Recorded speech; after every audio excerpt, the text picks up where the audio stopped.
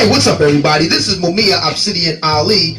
You know who I am. I need no introduction, right? And you're listening to the Grown Man Hour with my man Bernard Riley. Heard weekdays right here on YouTube. What do you think about that? How about that? Now let's get back on with the show. Thank you. All right. All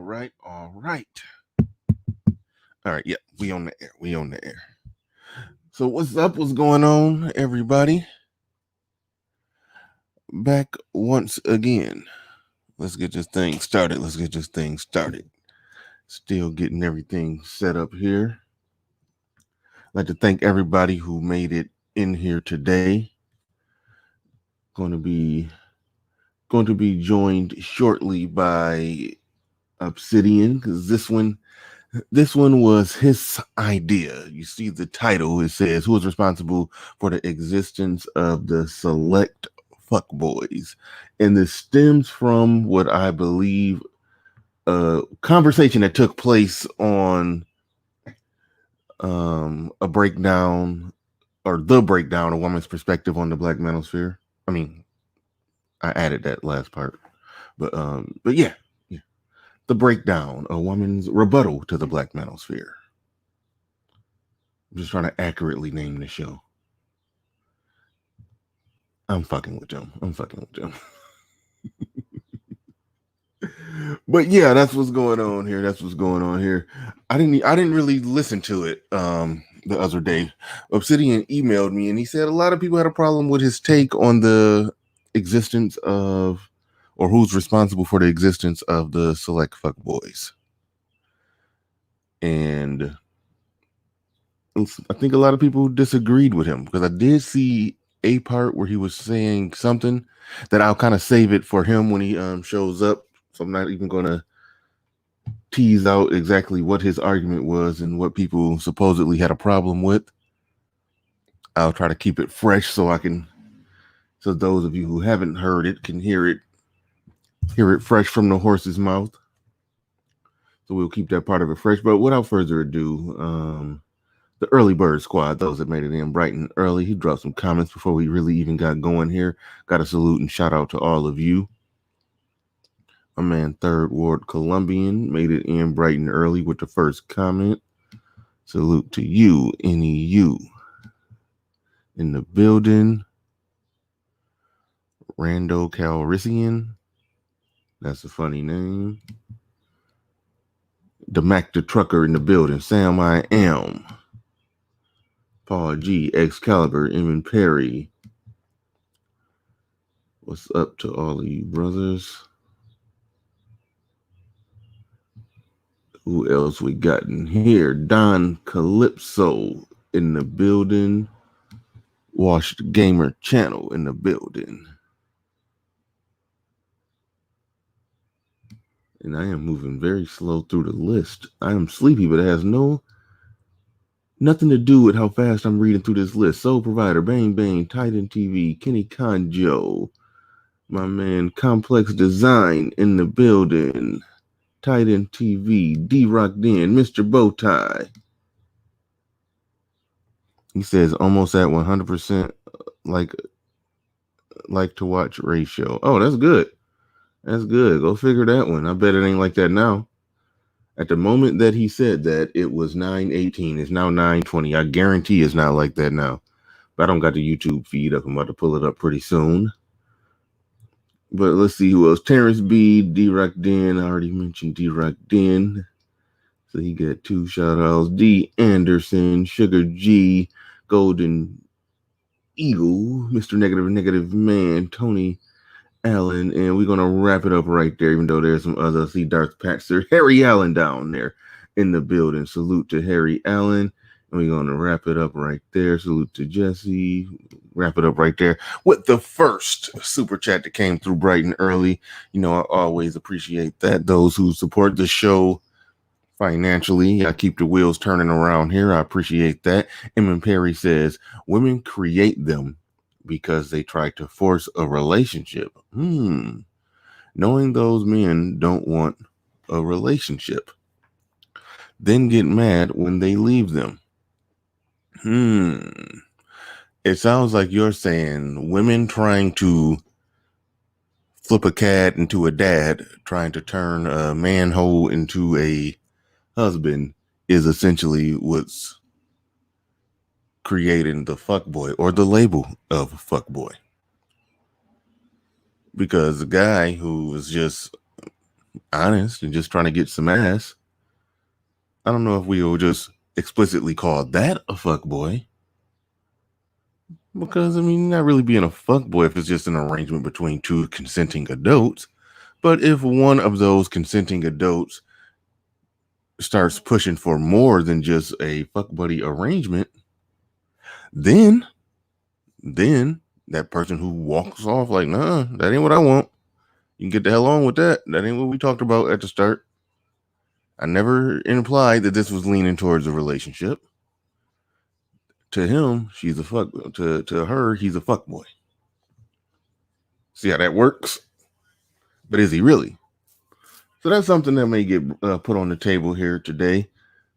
But without further ado, Obsidian has arrived, is in the building. And before I formally go to him, my man Black Wolf Inc. Konnichiwa, my people. And also JoJo Sigma and donating for the foot fund. Early Mr. Bernard. Oh man, Joe be cracking me up. But without further ado, hey, y'all make sure y'all hitting that like button on the way in. We about to have a good show for y'all. Y'all know whenever I do a show, when Obsidian is here right from the start, he didn't just take the link. He came in right from the start. That means he already got the fire on. He ready to bring the fire.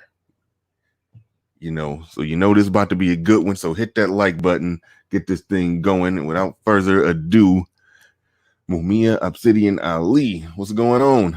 Hey, what's going on, man?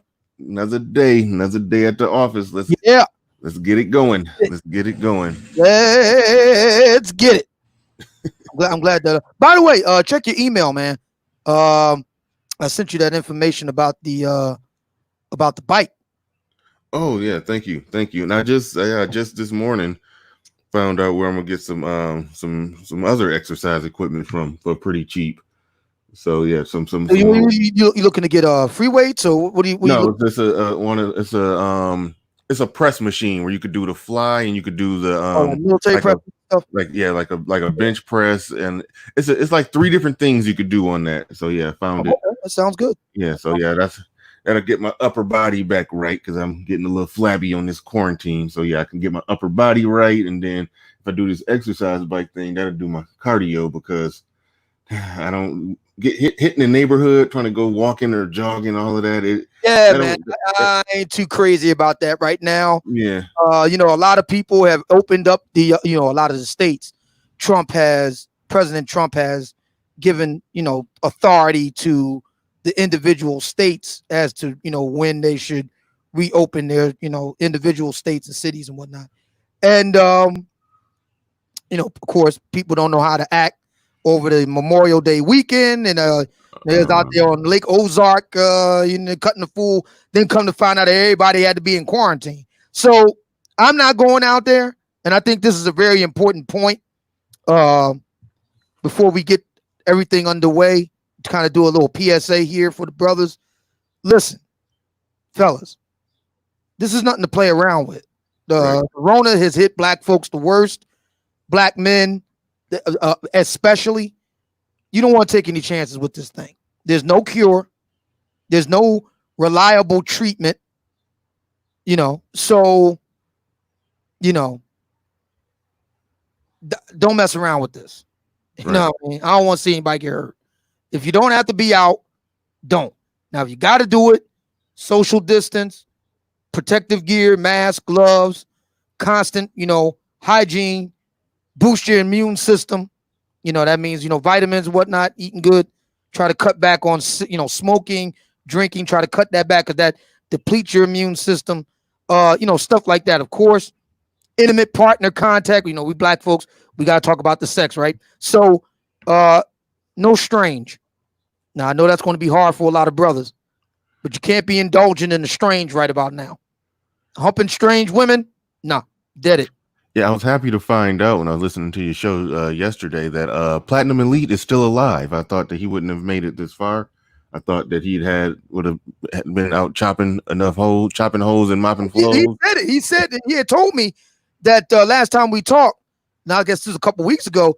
He's down in Tennessee. He said that he had seen black folks just going about their business as if nothing was going on. He said, "Man, I can't take a chance on that.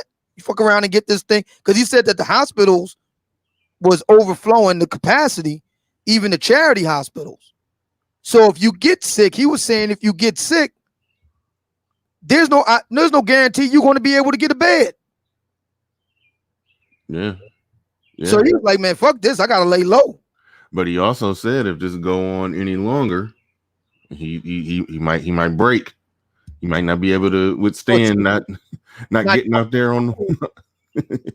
It's very hard for him not to chop and mop them hoes. So yeah.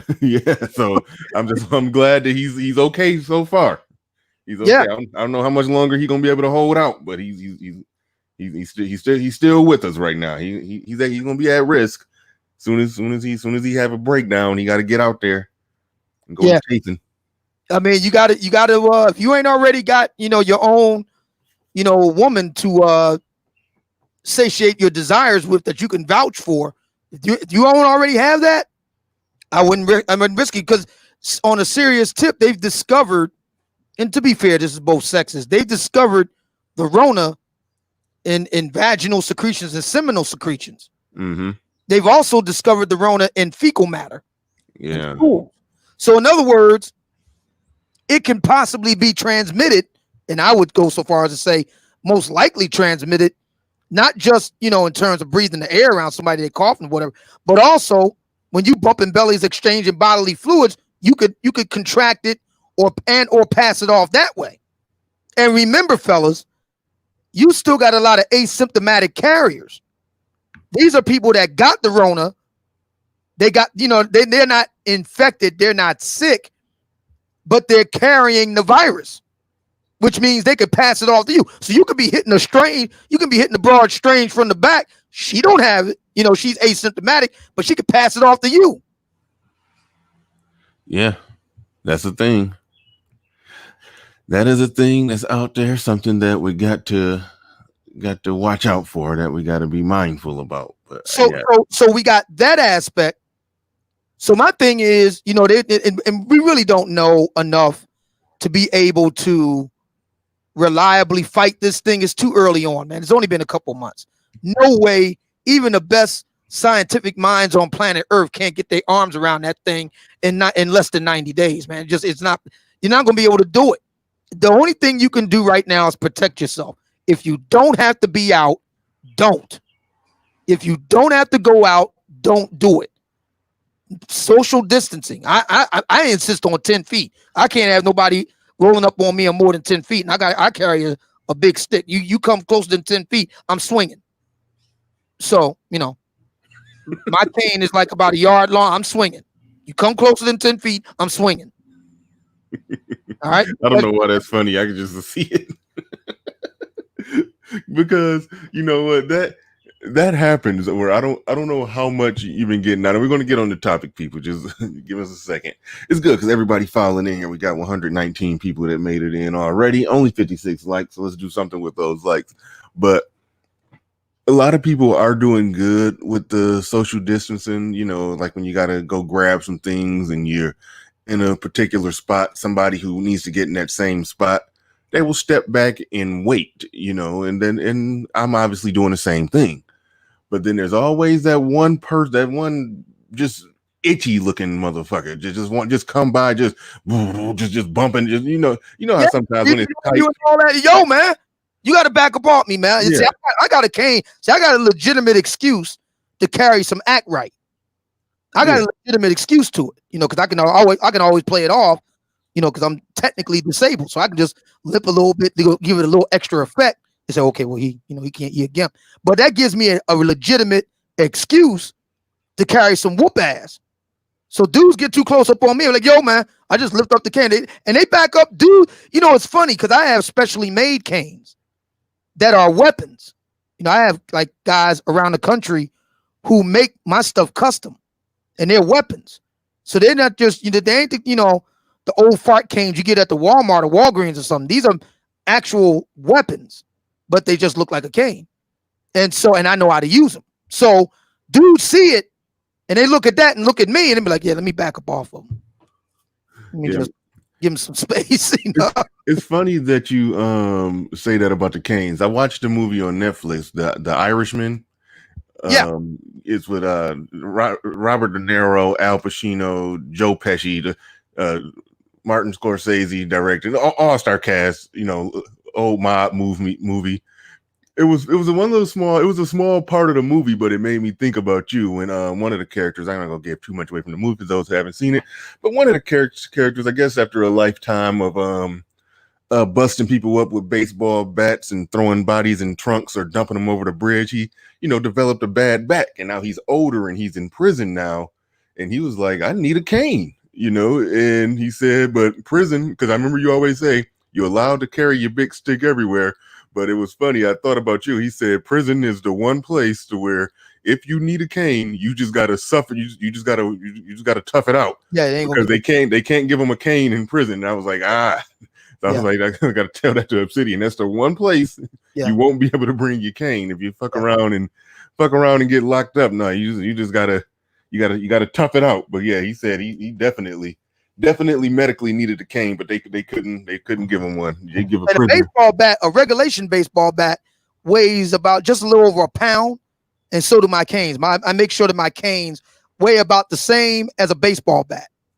So just think about that for a minute. Yeah. So for fellas, and we're gonna get to the topic, but this is really important because I don't, you know, a lot of brothers, you know. We're losing a lot of brothers. I hate to say it like this, but we're losing brothers behind this unnecessarily. Please, man, if you don't have to go out, don't. You know, if you have to go out, you know, you got what's considered an essential job, what have you. Please, man, social distancing. You wear your face mask, wear your gloves. Make sure that you're constantly washing your hands. Don't touch your face. Don't touch your face, whatever you do. For God's sake, don't touch your face. Wash your hands as much as possible. You know, observe, you know, hygiene protocol, boost your immune system. You know what I mean? I take my vitamins every morning and I make sure that they're specially designed to boost my immune system. Do that. No strange.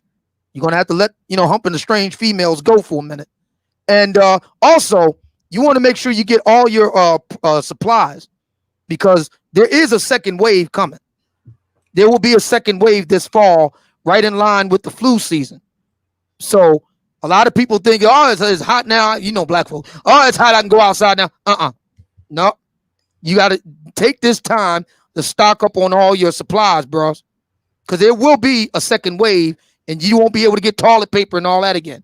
Right. Stock up while you can. Stock up. Yeah, Black Wolf, thanks for that other super chat. And Kenny Kanjo says, my sentiments exactly on this pandemic. Obsidian, good advice. Peace, Bernard, and everyone. Thank you for the super chat, Kenny Kanjo. Far as the topic, who is responsible for the existence of select fuckboys? I really didn't watch it. I did click in. Oh, well, I can't say I didn't watch it because I did click in for, you know, about 5 minutes of it. So what was your I'm wondering why you couldn't make it past 5 minutes. I'm just curious. No major reason. You know, I asked because I know that you had said in a previous show words to the effect of you see Danielle and Concrete Rose's show, The Breakdown, as basically the official response to the Black Manosphere. So it reminds me of when the president, you know, Democrat, Republican, goes and gives a State of the Union address, and whoever's the party out of power, they got to give the official response to that. Yeah. That's what they're doing. That's what they're doing. But I have no problem with that. I like a rebuttal. I like you know, like you said on the previous show, when you said you like that, you know, Taz was like the enemy combatant, the counter argument to the Black Manosphere. I did think that was a good thing. Not so much bullshit going on between. I'm not even going to even get into all that because it's the aftermath of the April Fool's Day massacre is like the two sides just need to separate. I don't even care who's right or who's wrong. Just so, but that aside, that part aside, yes, I did used to like that. You know, it was always somebody, you know, poking at the things that we say. I feel like that sharpens our tools. So I like that they exist, that they're doing a counter argument to the Black Manosphere. I just would like for them to just be a little more bold and honest that that's what their show is about. It is a rebuttal to the Black Manosphere. I skimmed all their videos and all their titles and all their topics, and yeah, about 80% of them was a direct rebuttal. Well, you know, it's going to be interesting to see how they're going to respond to my live show yesterday, where I gave the 411 on a major point of contention. Low these many years with the Black Manosphere, we've been long saying that a big part of Black women's problems in mating, love, relationships, etc., is the type of men that they choose. Mm-hmm. And a lot of Black women have been in denial about it. But I was able to come across a university study of Black college women and their taste for that thug. This is a university study done by a Black woman academic. And I'm going to hand it off to Miss Danielle George and Miss Concrete Rose, and we'll see what the official response is to that. Because, you know, when I did the show yesterday, none of the ladies stepped forward. It was quiet as a church, man. You could hear a rat pissing on cotton. I was like, look, the doors of the church are now open, ladies. Yeah. You remember yesterday I posted the link in the chat room. So the lady, because we have ladies that listen to the show here. We know that. You know, listen, I'm going to give you, and I think I did that like at least 2-3 hours before the show. My show actually started. So I'm going to give you time, get your cover story together. Y'all get together. You ladies get together. Y'all, you know, so, okay, how we going? What's going to be our response here? You know, I'm going to give you time to do that. Then I'm going to go on my show and did. So I gave the ladies plenty of time. They read the study and no ladies stepped forward. No. So we could call the great Pookie and Ray Ray debate closed now, because we have definitive academic research data proof that Black college women do indeed prefer thugs. So we can consider that issue done. Once again, the Black Manosphere emerges triumphant. Once again. Okay, so break down, no pun intended, break down what your argument was on the breakdown when it came to who's responsible for, when it comes to who's responsible for the select fuckboys. Yes. I gotta figure something out here because I got all my windows open to let some breeze in here, but all these trucks riding by, so I gotta get that one figured out. It's probably just gotta close the windows again. And well, y'all, we don't want you to sweat to death. So I get it. I got a little quiet fan that may be right. I figure it out. We just suffer through it today. I figure it out going forward. But yeah. So anyway, your argument, your perspective, your breakdown of the topic on the breakdown. Yeah. So yesterday they did a show. Do Black women create fuckboys?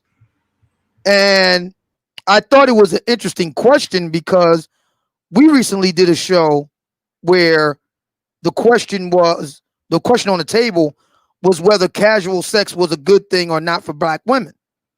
So I kind of saw that in that same line. And my position yesterday was very simple. Do Black women create fuckboys? The answer is no. Fuckboys create themselves. These are grown men, even though they're called boys. These are grown men culturally, legally, biologically, and as such, they are responsible for their own actions. The end. It really is that simple. Nobody else created them. Nobody else made them do it. They're responsible for their own actions. We are adults. And as adults, one of the responsibility of an adult is to be accountable for what you do in this life. It's that simple. Now, Do black women contribute to it? I would say yes. But they don't create it. They don't make fuckboys. Fuckboys make themselves. They choose to do fuckboy shit. Do black women co-sign it? Contribute to it? I would say so. Yes. But that's a separate question. The question wasn't, do black women contribute or otherwise aid and abet or otherwise give aid and comfort or otherwise co-sign fuckboys?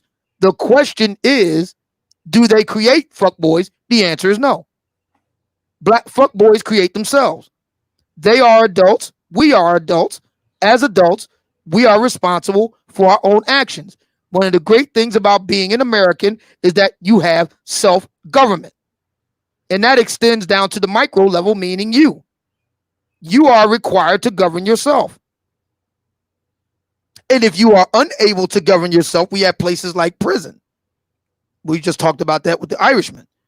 If you can't govern yourself, if you refuse to abide by the rules we all agree upon in an American society, there's a place for you. It's called prison.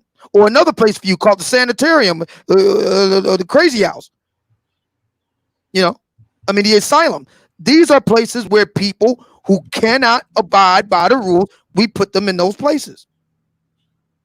But failing you being an outright antisocial, psychopathic criminal or someone who is mentally retarded, you are expected to regulate yourself. And you are expected to be accountable for your actions. Period. And I was deeply disheartened by the brothers yesterday who attempted to blame any and everybody, and let's just get right to it, attempting to blame black women for why fuckboys exist. That's ridiculous. As a matter of fact, a defining feature of a fuckboy is the refusal to take any personal accountability and responsibility for their life, for their actions, for what they do. That's a defining feature of a fuckboy.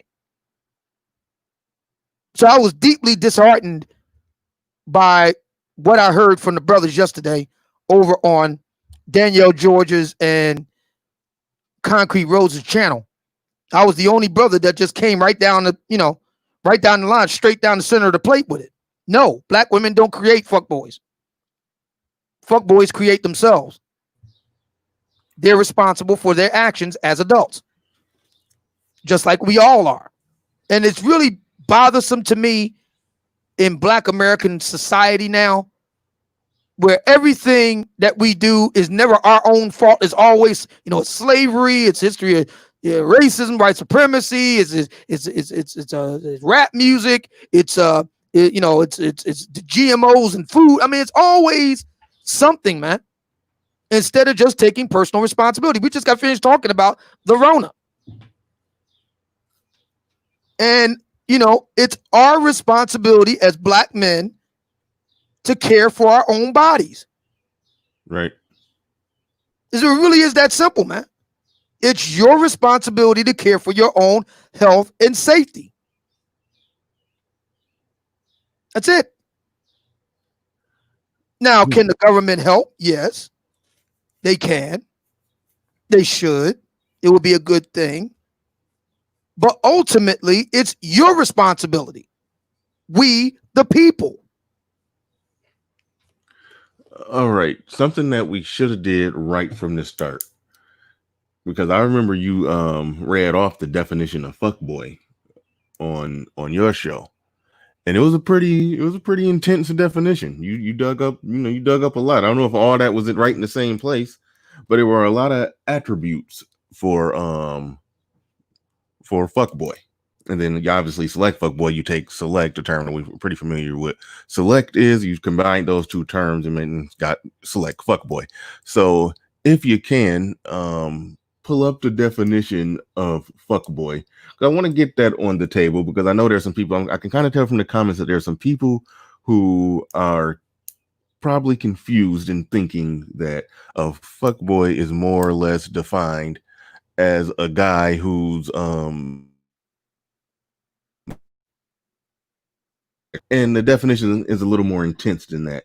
So if you could pull that up. Well, it's real simple. It's very simple. All you gotta do is just listen to what in women in general, in this case, black women themselves. It's not hard to tell. You just go around social media and listen to what black women say, and just listen to who they're describing as a fuckboy. These are guys that aren't honest, aren't responsible.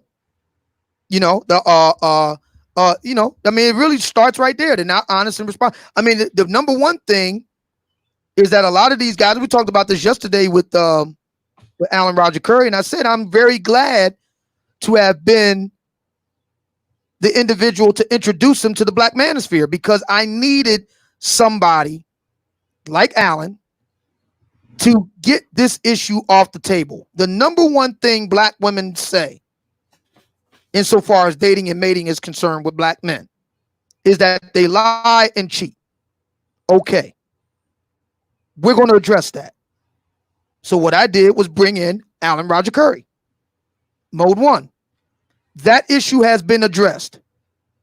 So any black man at this point, 5 years later, well, no, I take it back, more like 4 years later. 4 years later, any black man at this point that's not upfront and straightforward with women in terms of if he just wants to have sex with her or whatever, that, you know, if that's not happening, we know exactly who they are now.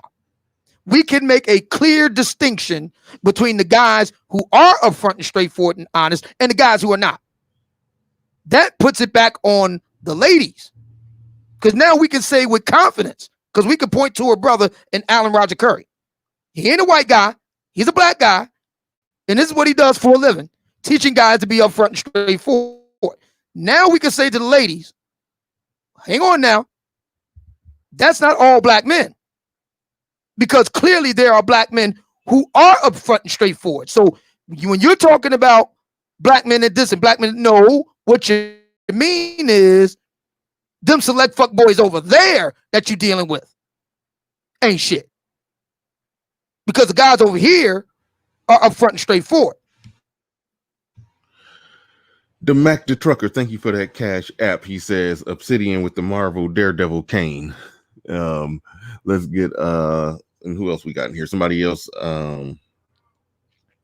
Rex sent a cash app, and I saw you asking for time to come up. I'm not opening it up right now. And the thing that you commented about, I don't even know what you're talking about. You're saying you need to come up for 2 minutes to get something off your chest.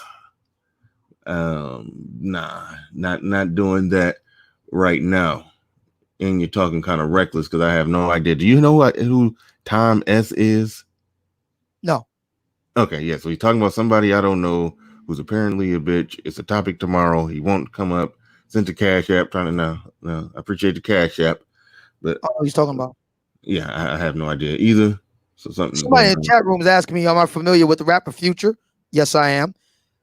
Says he doesn't hide his F-boy status. He is very upfront. Well, I would say if that's true, then how do we explain his current predicament?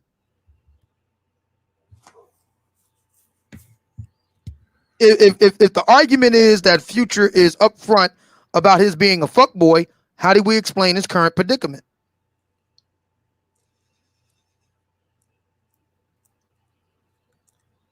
Explain his current predicament. We know he got about 9 kids by umpteen women, but what do you? Yeah, go ahead. But more specific. Okay, yeah, being a serial impregnator alone, that would qualify you for the title fuckboy, correct? Just making sure. Again, how do you explain his current predicament? If black women were, and I presume the majority, if not all of his baby mamas are black. So if black women were cool with him being who he is, then how do you explain his current legal predicament? What's his current legal predicament? You haven't heard? No. He was ordered to pay over $50,000 a month in child support to one of his baby mamas. I mean, that's just to one of them?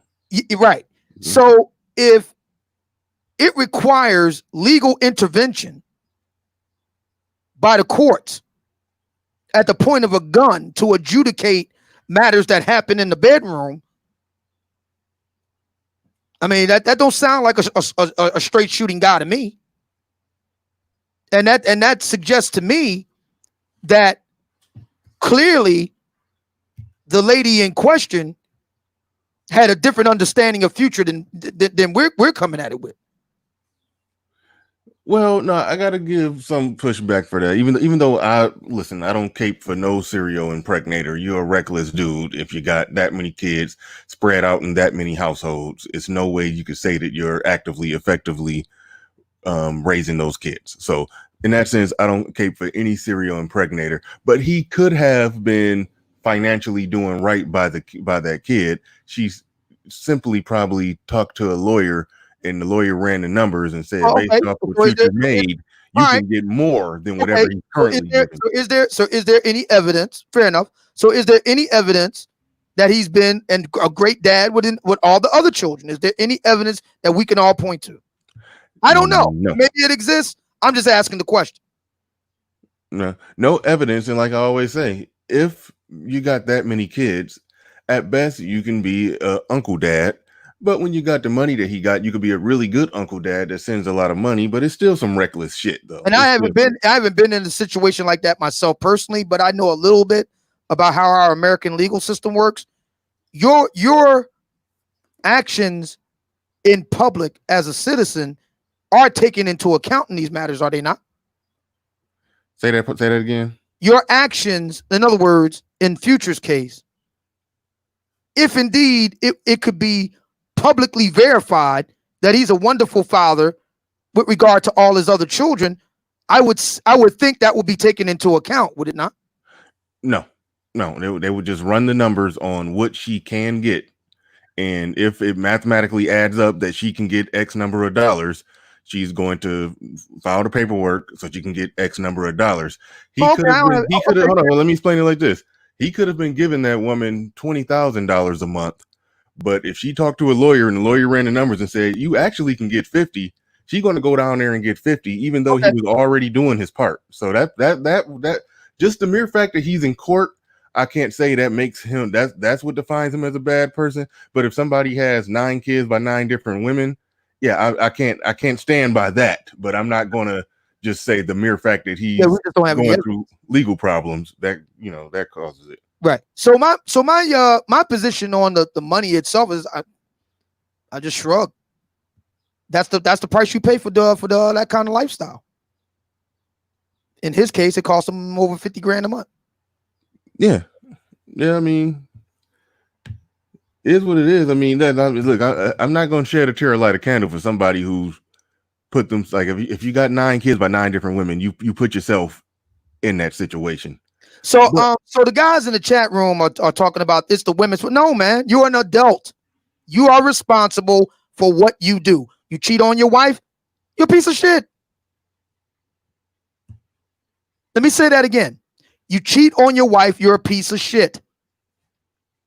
Why? Because you are responsible for your dick. If she's that bad of a woman, divorce the bitch and pay her off. Stop being cheap. Divorce her, pay her off, and move the fuck on. All right. Now, far as are women responsible for the existence of select fuckboys, I'm with you that men have to be accountable for their own dick and what they do with it and where they put it. But if a guy is being really reckless, those women, they are co-conspirators. They're a part of the problem. But the guy at the end you can cheat on your wife and be a totally great guy. Oh, no, you can't. No, that's not my argument. I'm saying I'm responding to the young man cut to the chase. You can cheat on your wife and be a totally great guy. No, you can't.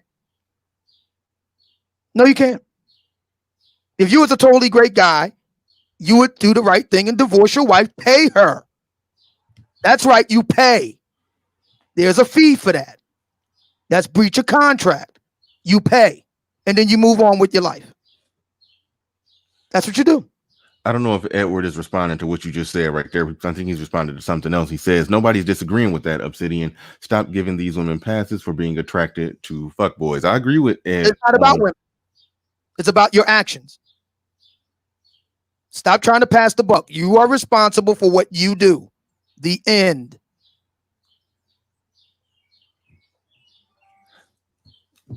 That is true. That is true.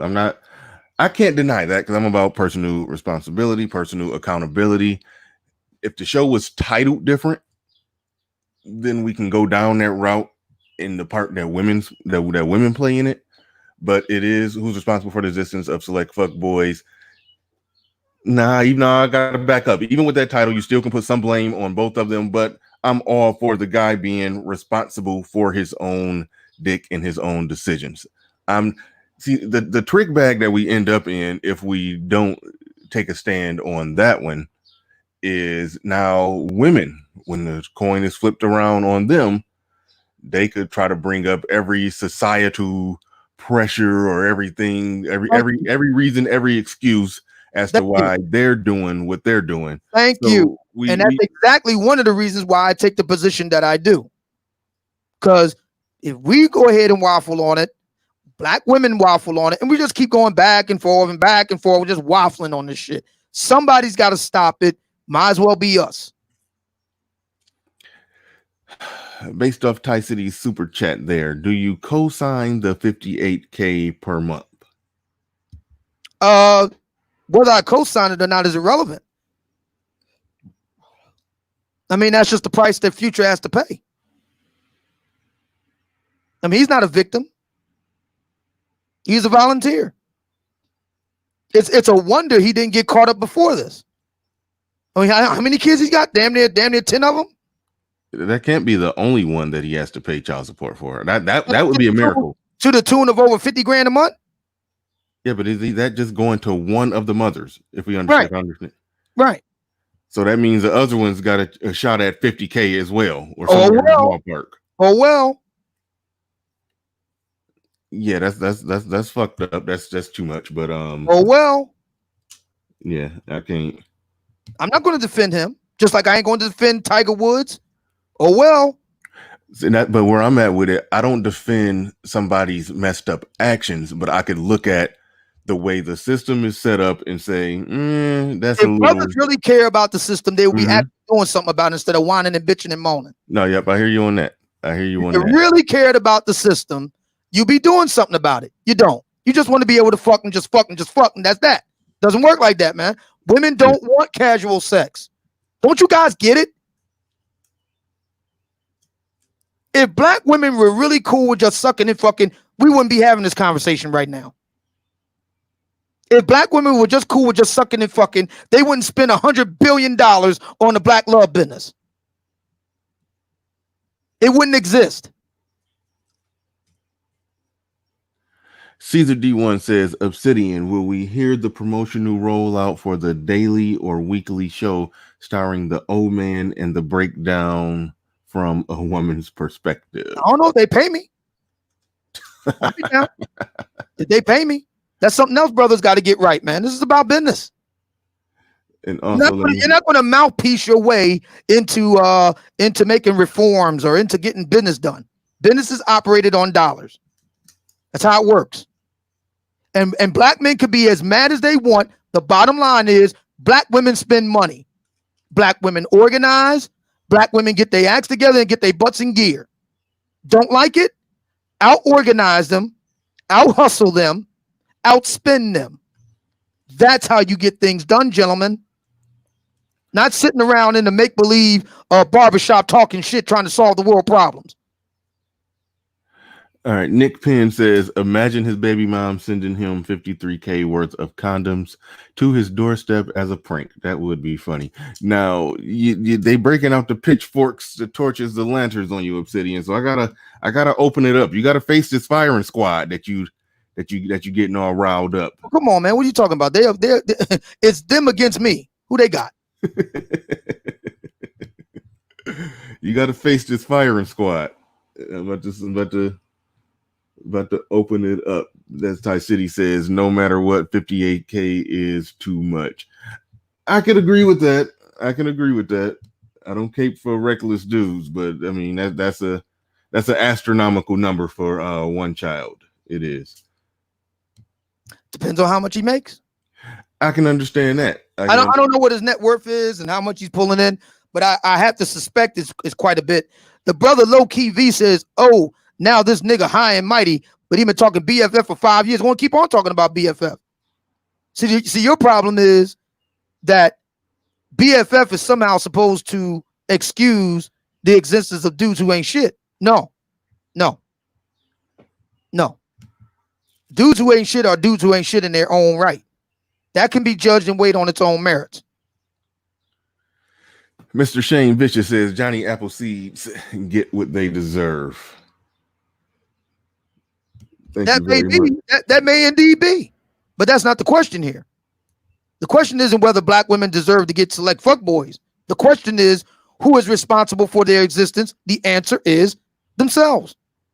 They're adults.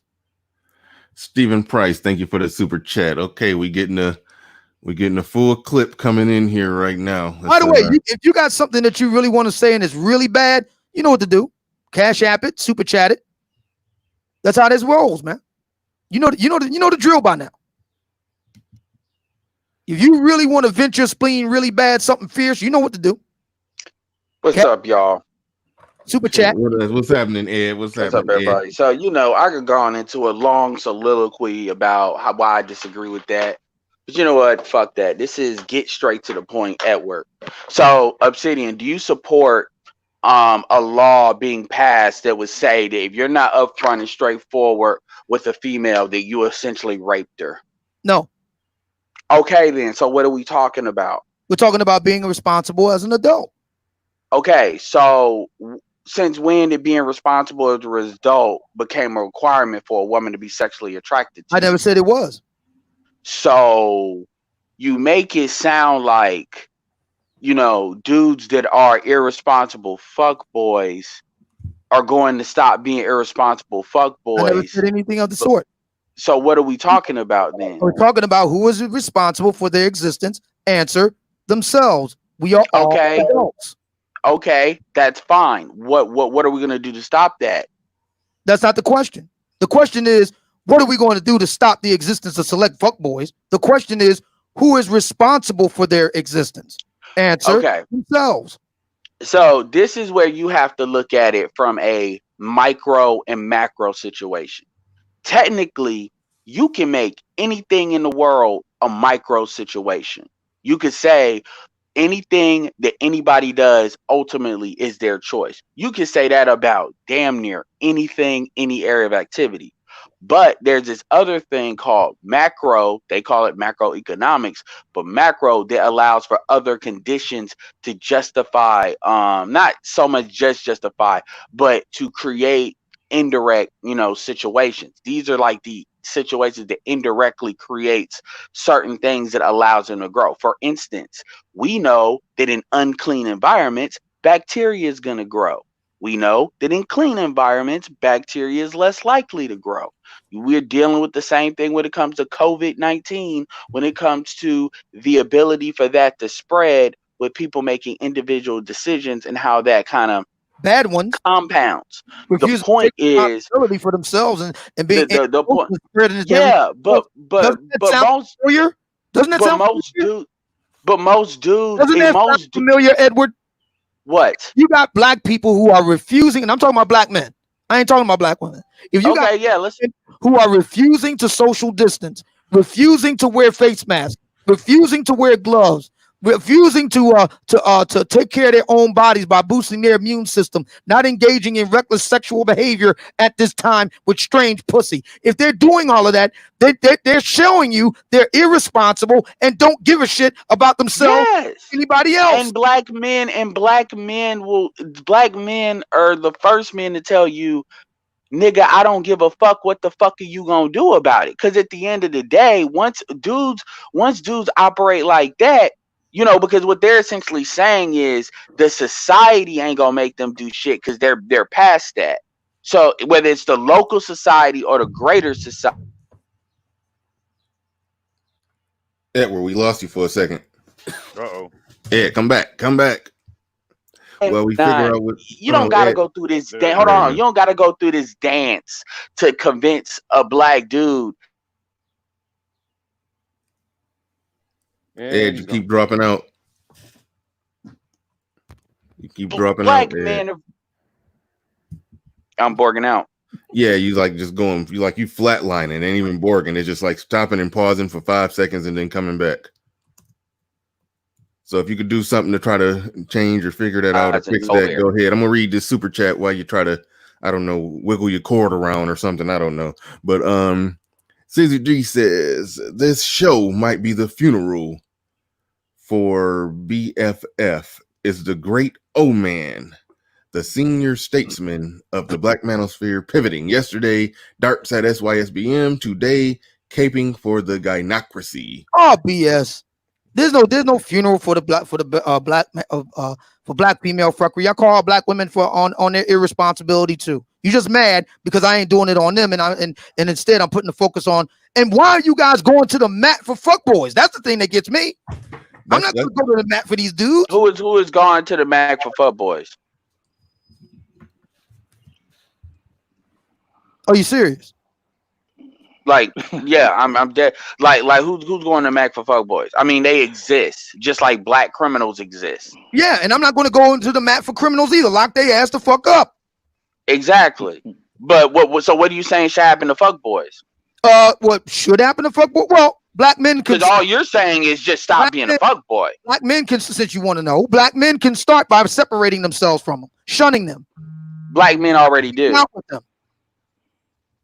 Black men already do. Like, black men separate each other. No, they don't. Black men give guys high fives for cheating on their wives and doing all kind of crazy shit, explaining it away, justifying it. We saw That's bullshit.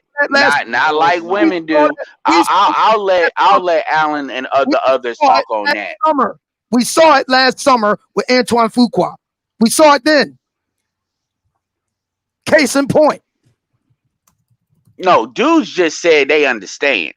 Again, that's like, all they said. Case in point. This is a man who cheated on his wife multiple times and had kids outside of his marriage with him. Okay.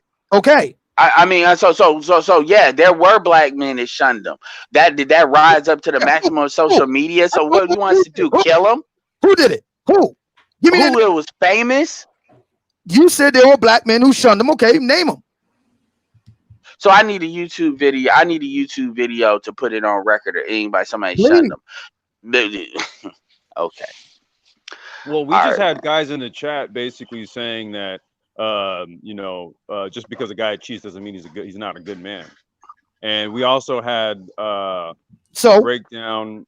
No. I'm kind of cut to the chase said that. Yeah. Yes. Well, yeah. So this is what I mean. There is no distinction being made, right? Because you can be a good man who fucks around, right? So how do you distinguish a person with? I mean, let's be clear here. That wasn't rotated in the chat. Cut to the chase was the only one that said that. But go ahead. No, there was a few dudes who said it. It was a sentiment that was being echoed, and it was also actually something that the chicks that do that channel that you guys were talking about, they actually had a whole live stream on, and I actually went on there to try to differentiate what a quote unquote thinking man is, right, based on like the definition of thinking and man. If we are to syntactically put it together, right, that wouldn't imply a dude who like does like dishonest shit. You know what I'm saying? So I do see, I mean, if at the bare minimum, a need to be able to clearly define, certain characteristics and attributes in men, because then by those definitions, we could have separation. The difference between black men and black women is for every grievance black women have, there are more than enough laws in place to basically destroy black men. Cheating is far more expensive and costly to your financial health and your physical health than black women doing the same thing. That is the difference. What does this have to do with black women? Hold on. What does this have to do with black women? What I said is, if a dude is doing that, he does not care. What does this have to do with black women? If a man is cheating, he can divorce his ass. I notice every time we bring these kinds of questions about what it comes back to is you accept. Is it really dishonest if you accept it? Because you can divorce. You can take half. You talking about black women? Let's stop. I'm talking about yes, because essentially, Obsidian, you're creating this circular argument of telling somebody, "Look, dude, we can separate, dude. Black men already delineate themselves from dudes that are fuck boys. Like black men only 33% of black men are even married. You said you were. So what are we really talking about? You said you were going to do the video. Again, only 33% of black men are married. You said you were going to do the video. What are you talking about? Said you were going to do the video to prove it, right?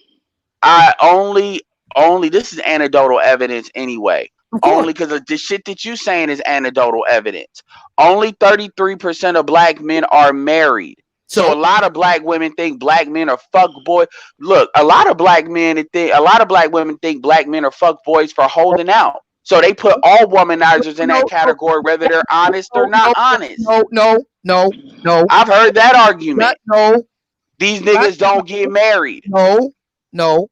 Black women are complaining about black men who they have intimate sexual relationships with, who have defaulted on their promises to be in a committed one with them. If I may, and I'm telling you, they go out of their way to hunt for dudes like that. Future's actually proof of that. Once you deal with it, once you deal with a nigga with 2 different baby mamas, if you think that nigga's gonna be loyal, I'm gonna say this and I'm done because other people need to jump in. See, hold on. I'm gonna say this and I'm done, and I'll let you talk, and I'm done. I just want to get this out.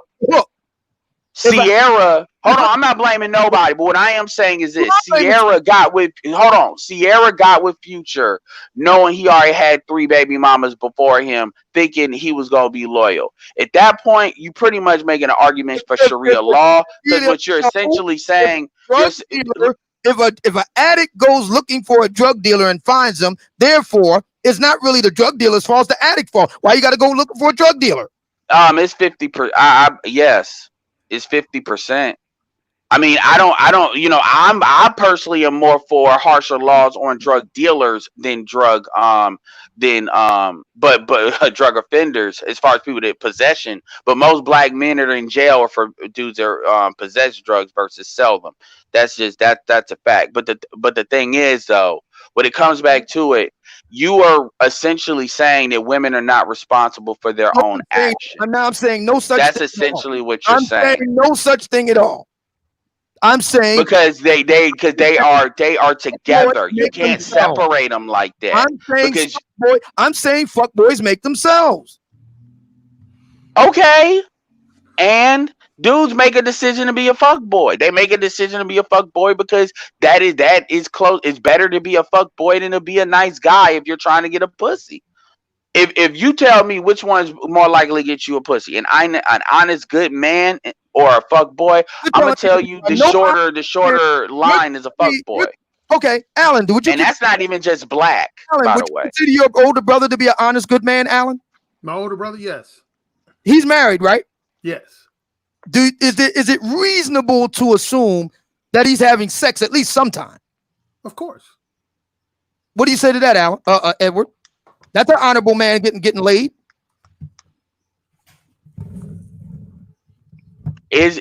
Alan is a pre-qualified black male. It is to be assumed that his brother is too. So if we're talking, meaning looks, all he needs is looks. So let's keep that all the way real. If we're talking about dudes, hold on. If we talking about normal, dudes. Like, are we really gonna play the nice guys don't finish last the majority of time? You really gonna? Is that the game we're playing right now? I don't know. I'm not gonna say I'm selecting none of that shit, right? I'm not. When I was married, though, basically the sex was like in abundance, like whenever I wanted it or whenever she wanted. Okay, so nice guys don't finish last. That's the argument we're making. No, okay. That's basically a cliche, and it's been around forever. Right. Nice guys finish last. I would consider myself, personally speaking, a nice guy, and I've not had any problem, as everyone knows. I've had not any problems dealing with women, none. And I'm a nice guy. I'm not a fuck boy. I don't go around Yo, bitch, let me holler at you for a minute with this attitude and all of that swag and all that bullshit. I'm generally a nice guy, and I haven't had any problem getting women. I know other men who are generally nice, honorable men who have not had any problem with women. See, what we want to do here, and I heard the show yesterday, and I decided to come up here today. One, hey, check your pockets, Bernard. Two, I heard the conversation yesterday, okay? So this whole scenario that's being laid out about fuck boys, right? We all see them. We all know them. We all have them in our family. We've been friends with some of them. We know what it is. Let's just get straight to the point. You had a lot of people that came up yesterday, and because they wanted to continue that type of activity, the fuck boy activity, this is why they were laying out the red carpet for it. This is why they were standing on it. Point blank, period. If you got a motherfucker that got a good job, he's making $100K a year, but he goes in a till and he's stealing from the job. Is he an honorable man? Is he a good man? Would you consider that an honorable man? Well, The General, motherfucker's making 100 plus. The motherfucker's making $100K a year, but he's going in a till every time he close out to register, and he's going in a till siphoning money off the top. Is that a good man? Is that honorable? Yeah, General. See, what it is that he's a good man. He just messes up sometimes.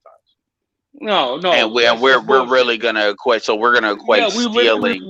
We're gonna equate stealing to females believing what the fuck they want to believe. No, Edward, we really are, because here's why I say that. Here's why. Right. That's we're talking about honorable action, right? Do the right thing, even when no one is watching you. Okay. So your woman, if you're leading her to believe that you're an honorable guy and you're not cheating, you have to do the right thing, even when she's not around, even when the opportunity presents itself. I don't give a fuck if you at the church, goddamn, in the back of the church, and some thick ass chick coming in and pull her dress up and throw the pussy on the goddamn plate they pass around. You have to do the right thing. You have to be honorable. So this is bullshit. Right. This is why we're in these same positions over and over and over again. You can't have it both ways. All right, Maurice November, thank you for the super chat. I appreciate that. He says, I'm extra lost. Why are we mixing the results of having bad character, Future and his baby mama drama, and the person who has bad character, Future himself? Interesting take on that. Also, no, it's not interesting. It's very simple. One is okay, if bad person carries out bad actions equals bad results. Very simple. Yeah, okay. Abe is great. Says, why are we arguing about not having morals? If you as a man don't have a code, are you a man? Thank you for your super chat and your perspective on that. We got to get to ARC. I think he's the only one who haven't got a chance to really speak. So go ahead, ARC. You got the mic. You got the floor. What's your thoughts on all of this? Because I didn't really get to hear your take on it yesterday. The 5 minutes I listened to, you were not speaking. So I'm interested to see what do you got on this. Also, real quick, okay. General, I do see your Cash App. Thank you. I appreciate that. Go ahead, ARC. You got the floor. Yeah, but now you need to go check out yesterday's live stream with Sister George and Concrete Rose, because my man Obsidian here, most people expect us to always have a contentious conversation. But we were, to a lot of people, surprisingly, on the same page, probably no less than 95% of that conversation. Because number one, again, as I heard him already express, and I agree, why is anybody arguing what grown adult is not responsible for their own motherfucking choices and decisions? I mean, that blows my mind. If anybody associated with this live stream right now is trying to argue that. That's part of what being an adult is.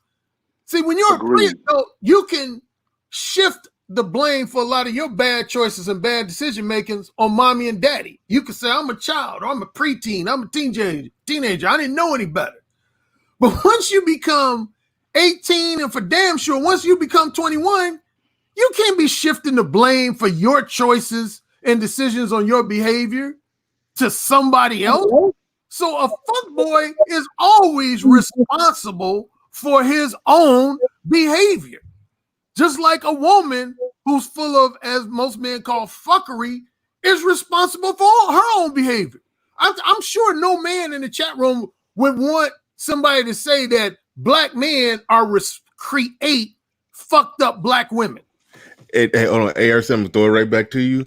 whenever somebody try to make that argument, I pull out the sniper rifle on their ass. I let them have it. I don't let nobody try to blame black men for the choices of black women, because that's what they do a lot over there on the breakdown. They try to figure out a way to say that, oh, well, black men have they cultivated the environment that will create black women that will behave and conduct themselves in a certain way. No. You're an individual. You have freedom. You have free will. I don't want to hear nothing else. So Bernard, that's the anti-intellectualism that I'm talking about. On their part? Yeah. Well, Okay, I would agree with you, Bernard. I don't think, as much as I love Sister George and Concrete Rose, if I was to ever hear them say something where they're blaming black men for their bad choices, bad decisions, I would have to go in on them. Oh no, they've anybody. They've blamed black men, white supremacy. Yeah, they just everything. do it in a roundabout way, and the reason why they even have learned to do that is because they've shadow boxed with BGS for so long. They sound smarter than the average bear when it comes to going about doing it. So they know how to play the long game because BGS has knocked down all that simple shit. But see, this is one of the reasons why I'm so much in favor. No surprise. In Mo 1, because they ended up being a portion of yet last night's, per usual, where most particularly Game Changer was trying to argue with me about direct versus indirect. That's one of the reasons why I'm direct, man. Because when you indirect, you open the door for women to have plausible deniability and blame you for shit. For women to say stuff like, well, the only reason I had sex with you because you made me think you was in love with me and you made me think you was wanted a long-term relationship. I don't want to hear that shit. I don't want to hear that shit. And I never have heard that shit because I'm Mo 1. I ain't never had no woman try to use plausible deniability excuses with me and say stuff like, well, Alan, the only reason I slept with you because I thought you had feelings for me, or I thought you was going to be my boyfriend, or I thought you was going to marry me. I don't hear that shit. Because I tell women straight up, hey, I'm just going to fuck you. Nothing else. Nothing. And if they say nay, I'm on to the next woman. It's either yay or nay. So I don't get women. So all these guys, that's why I said on your own live stream, Bernard, a few weeks ago, I said no man has the right to be calling women full of shit if he's full of shit. If you lying to women, you don't have the right to criticize women for lying to you. If you're manipulating women, you don't have the right to criticize women for manipulating you. But anyway, going back to what Obsidian's, what I came in on the argument, men select fuckboys are. If they produce and got multiple baby mamas, that's on them. If they cheating on their wives, fiancés, girlfriends, that's on them.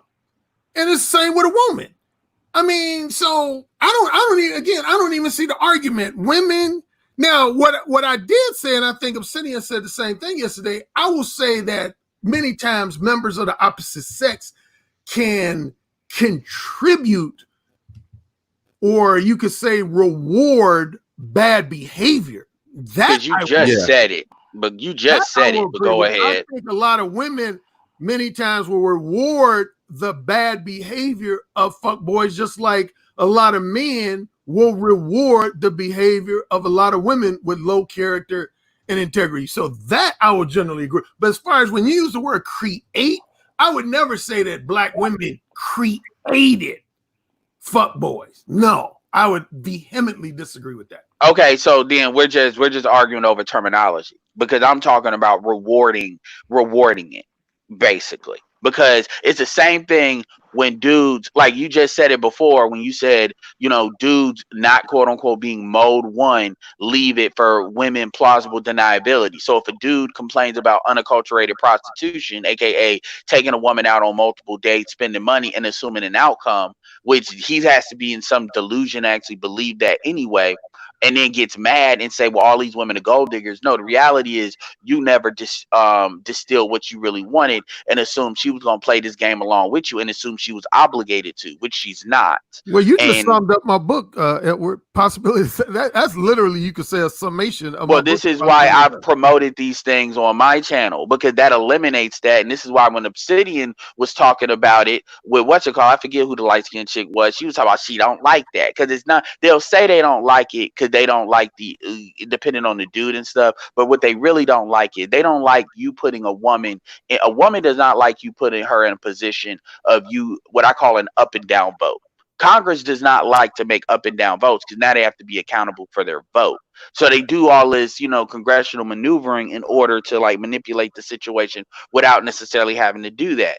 It's the same thing when you go, when you put the ball in her court, now she has to make a decision. The only thing about men is men don't like rejection. But if you can overcome that, then you actually have all the power. If you can deal with that, backlash of rejection. And see, that's the problem with dudes. They most of them can't, and that's why I always more one now, because that's what I say. Once you get over the hurdle of your fear of rejection, it's gravy from there. Well, but that's the number one point why a lot of men don't exhibit. That's why. Hold on, that's why men like indirect. And I've also said this: bringing Ramil into the pump and dump thing, because that could be considered fuckboyism. I've asked Danielle and Concrete, Danielle in particular, what is her definition of pump and dump? I've heard her say that you could be dealing with a woman for like 3 or 4 months, and then that be still considered pump and dump. So so even if you are honest and straightforward with them, if they catch feelings, that's another thing, Alan, you don't say. I think you're pretty good about how the women you actually select and go after to have a certain type of mindset. And I've seen that because how you describe how they compartmentalize you into just the fuck person category. A lot of these women usually have something to lose. Maybe they're in marriages, maybe they're in long-term relationships, and then you're feeling a need, but those other dudes are feeling a need too. May not be the sexual need, but it is another need that they want there. That's different from dealing with females that quite frankly don't really have anything to lose, and then they catch feelings because you're the better man overall that they can get, and then they try to finesse a kid out of motherfuckers, and if they're not as skilled as you are in not falling into that situation, then they're gonna tell a whole bunch of people it was a fuckboy situation. Crystalline Karazin did that shit, by the way. Crystalline Karazin's first. Wait, before you go on, and we'll back up. You said there's something that I don't say. What did you say that I don't say? You don't go into detail. I don't think you're going just after random women. You go for a particular type of. I'll say this.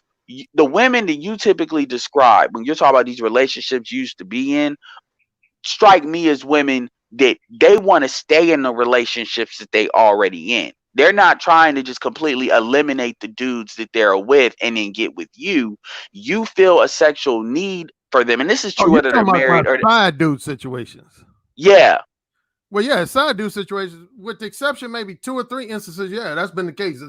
Well, like most of the women I fucked that back in the day that were either married, engaged to be married, or had a boyfriend, it was not their objective to leave their man for me.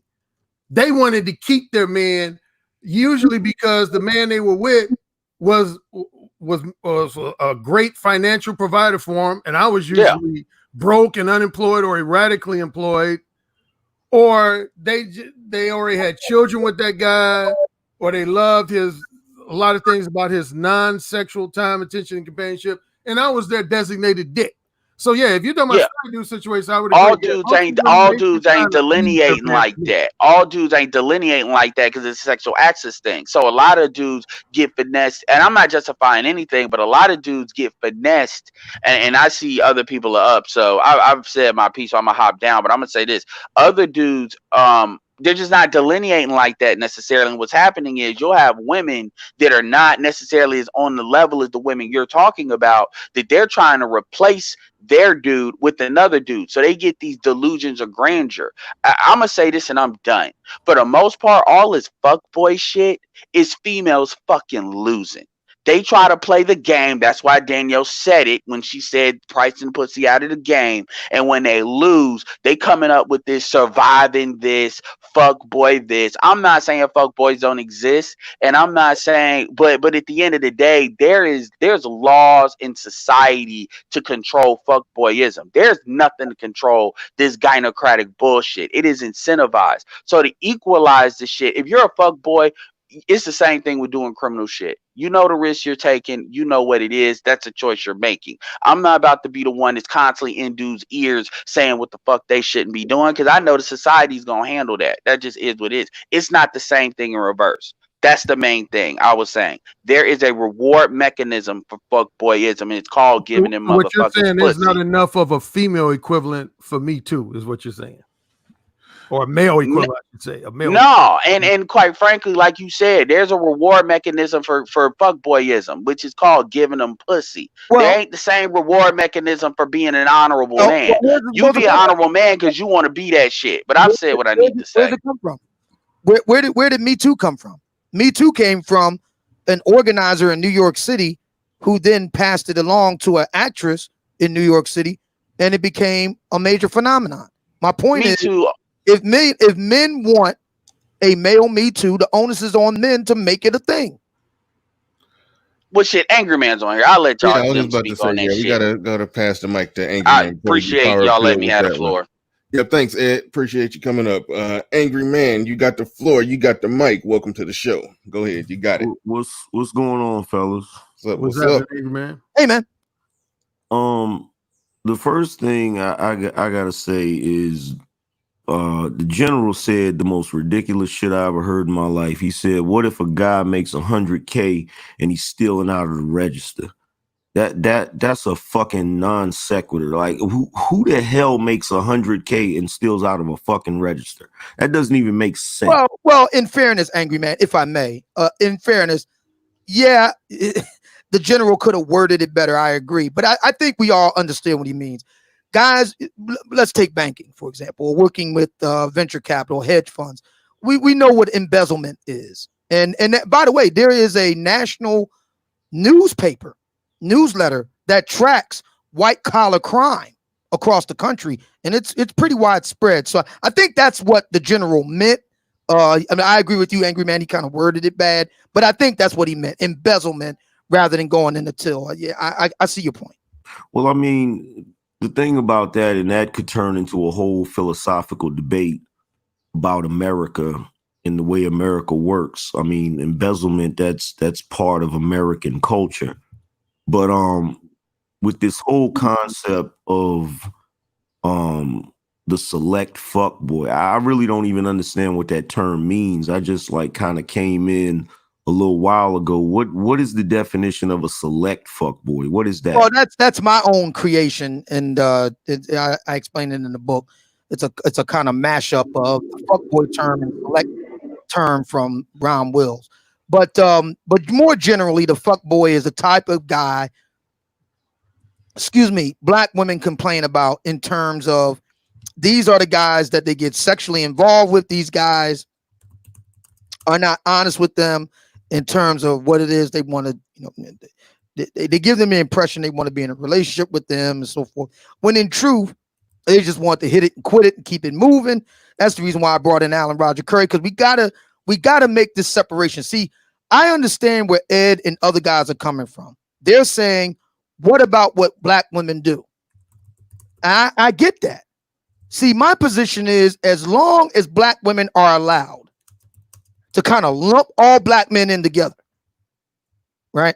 And that's what black women do. I mean, you just spend any time listening to black women anywhere on social media along these lines. They're quick to lump in all black men. They won't make distinctions. As long as we go along with that, this sort of thing will never stop. So that's the reason why I said I got to do something about it. When I got wind of Alan Roger Curry, what he was doing with Mode 1, I said, okay, he's a black guy, good-looking guy. Message is, be upfront and straightforward. Good. Bring him in, make the case, and now we can say to the lady, hey, look, there are black men who make their daily bread by advising men to be upfront and straightforward. So we can kill this idea that black men writ large ain't shit. No, the dishonorable black men you deal with ain't shit. Well, the thing about that, and I can see why you want to make a distinction. I see where you're coming from, but there's already a problem with the whole scenario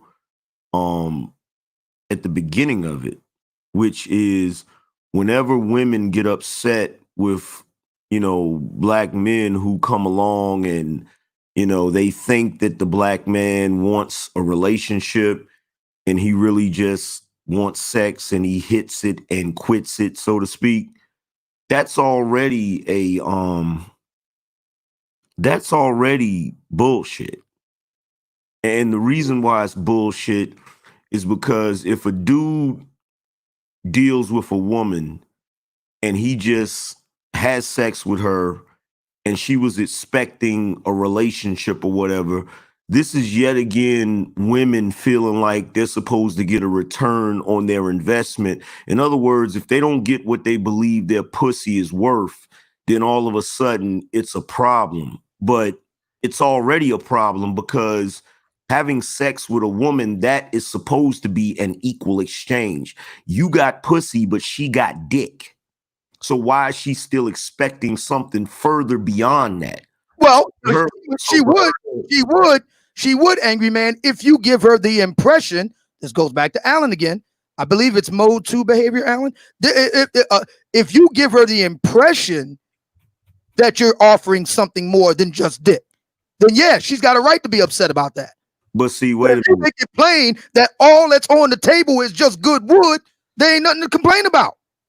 But here's the problem. Here's the problem with that. Here's the only problem with that. The only problem with that is the whole entire way the culture is actually shaped. We live in a culture where women dangle sex in order to get those things. So it puts men in a position to where there's no such thing. Like you have women out here who will say, I'm going to go and have a girls' night out and I'm going to go enjoy themselves. So women actually have access to, sex with no strings attached. Okay. They have access to that because of the simple fact they can go, let's face it, a woman could walk out here right now and there could be 5 guys walking up and down the street and she could point at one and say, hey, let's go have sex. And she can go have sex with that dude. And because of the way most men operate, because of the fact that we don't really attach sex to relationships, we just attach it mostly to the physical act or the physical pleasure of it or procreating. We don't really expect there to be some big emotional bond when it comes to that. So they can actually have frivolous sex if they want to, whenever they want to. And not angry man. You normally I always follow you, man, when you express commentary, but you losing me on this one. How is that neutralizing Mode 1 though? What do you mean? Everything you're saying, how's that neutralizing Mode 1? What do you mean neutralizing? Well, when Obsidian just expressed that Mode 1 was about letting women know that you're not going to get anything beyond some good dick, it seemed like you were challenging that and saying that, no, that's not possible or something. Or maybe I misinterpreted your comments. No, I'm not challenging that. Oh, okay. Men should be up front, but when you have men that are not up front, what I'm basically trying to do is explain why you have, when you have men in this society, and this is the biggest problem with our society. The biggest problem with our society is the majority of male behavior is influenced by the way this society is structured. This is the reason why you have so many guys that aren't Mode 1. They aren't Mode 1 because there is a punishment for a lot of guys to be Mode 1. Oh, I generally agree with. I talk about that in my books. I basically talk about how most men are, because of their social programming and cultural conditioning, are socialized to exhibit Mode 2 and or Mode 3 behavior because that's considered more socially acceptable. So I let all my clients know and the readers of my books know that when you adopt the Mode 1 lifestyle, you're essentially going against the grain of conventional society. Because so I agree with that. Conventional society does not want men to be Mode 1, and more specific faction, manipulative women do not want most men to be Mode 1 for a lot of reasons that you were talking about. Is that a lot of manipulative women, they want something above and beyond good dick in exchange for their pussy. Financial favors, non-sexual attention. But that's the whole reason, again, why I am Mode 1, is that I want to make it clear to women that if I just want some pussy, I make it abundantly clear to women that you ain't getting nothing from me other than dick. You ain't getting no free meal. You ain't getting no clothes. I got a quick. Well, I got a question. The Sorry, thing, Mr. Angleman. the thing about that, Alan, and you know as well as I do that, you know, a lot of times it takes for men to actually, even the men who aren't naturally going to be mode one, it takes a while for men to come to the understanding that to be anything other than mode one is just a waste of time. But most of the time, guys don't realize that until they're in their late 30s, well into their 40s. Most guys are so socially programmed by the culture and the fear of rejection that of course they're gonna present what they believe the woman wants. But see, my thing is this: I get where you guys are coming from as far as the men who operate that way. But what I've been trying to do over the past year is I've tried to kind of steer away from beating up on the men for things that really are out of their hands. Like part of the reason you have this sector right now is because of a lack of understanding when it comes to men in this society, and men being blamed for behaviors that are actually forced on them. Because most guys know if they go out here in the dating scene, they have to try to present a certain type of guy in order to get the attention of women. And even then that entails a bunch of shit. Like, you know that, Alan, that entails so many different moving parts when you're out here in the dating world. If you encounter a chick, you never know what type of chick you're encountering. You may be encountering the type of chick that just goes out for validation. In other words, she gets all dressed up, gets nice or whatever, and she goes out strictly for the purpose of rejecting guys because it makes her feel better about herself. So you have that type of chick. Then you have the type of chick that's actually looking for a relationship. Then you have the type of chick that's just looking for a fling. And the guys that are not looking for relationships, it's kind of hard for them to distinguish which chick they're dealing with at that moment. Because let's face it, women are not going to just come out and tell you their intentions, because most women are not mode one. They're always fucking lying about what their intentions are, what they really want. You know, sometimes it's like pulling teeth. Well, the argument I make in response to that, and this involves some portions of last night's conversation. See, a lot of men have this belief that, or argument that, well, I don't feel it's necessary to be mode one with women because they're not mode one with us. They're going to be dishonest with us and disingenuous with us and misleading with us. But my kind of argument is, if you are mode one with them first, you virtually force them to do the same thing. You force them to do the same thing. Like the simple example I gave, if you're dealing with a woman, say, that's giving you the misleading impression that she's interested in dating you or having casual sex with you, when in reality she just wants 3 or 4 free dinner meals from you. If you tell her straight up, if you're mode one with her and you say, hey, I want to fuck you, but I'm gonna let you know I ain't gonna take you out to dinner to fuck you, I ain't gonna spend no money on you to fuck you, then how is she gonna trick you into giving her a free meal if you upfront and straightforward with her? She ain't gonna be able to run that game on you.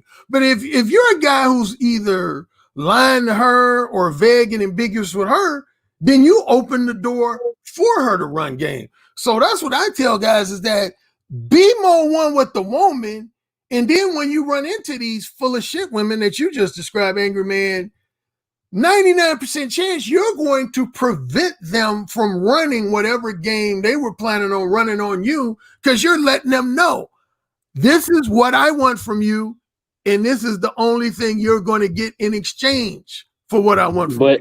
Well, let me just say this real quick, and then you can jump in, Joe. There is an anomaly to that, though, Alan, because there are the occasions where you get with a woman and you're being straightforward with her and you're letting her know that you're not looking for a relationship. I've had this happen to me a few times when I was younger. you're letting her know that, you know, you're single, you're not trying to get into nothing serious or whatever. And she says she's cool with that. And then you lay the pipe down, and then all of a sudden she changes up. Now, in that instance, you ain't no fuck boy because you was mode one, man. Yeah, I know exactly. I'm not in a place right now where I can offer. I used to do that. You know, I worked a lot, man. I worked upwards of 70 hours a week, and I tell the ladies, listen, I work a lot. My job is my number one priority. I'm telling you this up front. I can only offer casual companionship. Never had a problem with a woman with that. Now, that's not to say all of them were with it, because a lot of women wanted a relationship. They say, okay, I'm glad you told me that up front.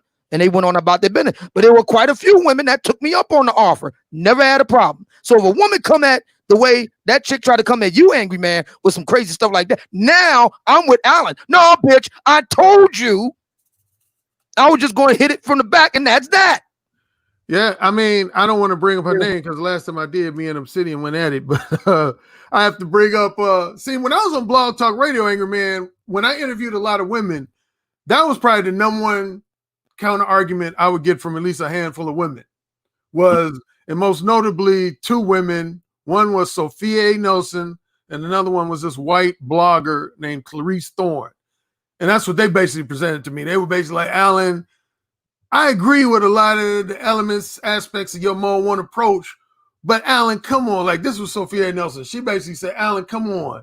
Even if you're upfront and straightforward with a woman with the fact that all you want is casual sex, you know women catch feelings. You know if women get some good loving, aka good dick, you know there's a chance that they're going to catch feelings for you. And my simple response was, I said, that's not my problem. You're right. I said, that's not my problem.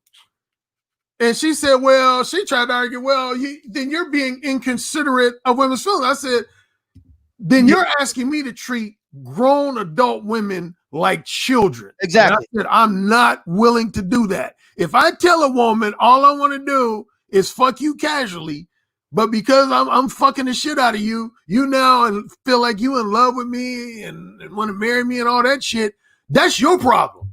That ain't my problem. And I would take it a step further, Angry Man. I would take it a step further with that instance that Alan is talking about. For any other woman that might want to use some variation on that, I would simply say, hey, look, if that's the case, if I'm so inconsiderate, maybe that should be an incentive for you not getting the dick. But isn't that the dichotomy? What Alan just said? Isn't that the dichotomy of most women to want to be simultaneously treated like an adult and a child at the same time? That very well may be. I don't totally disagree with that. That very well may be true. But again, Alan's response in that instance is correct. That I'm not denying it. What you're saying, Angry Man, fair enough. Just not my problem. It's but not. you would still get put in the fuckboy category, bro. Yeah, I mean, I agree with you. It's not your problem. If you've made it clear what it is you want, and, you know, for the record, any situation I've ever been in, I've made it perfectly clear what I wanted. In a lot of cases, that may have been the end of that relationship because of that. You know, even one in particular y'all might know of. I'm not gonna say no names, but I've always made it clear what it was I wanted and what I didn't want.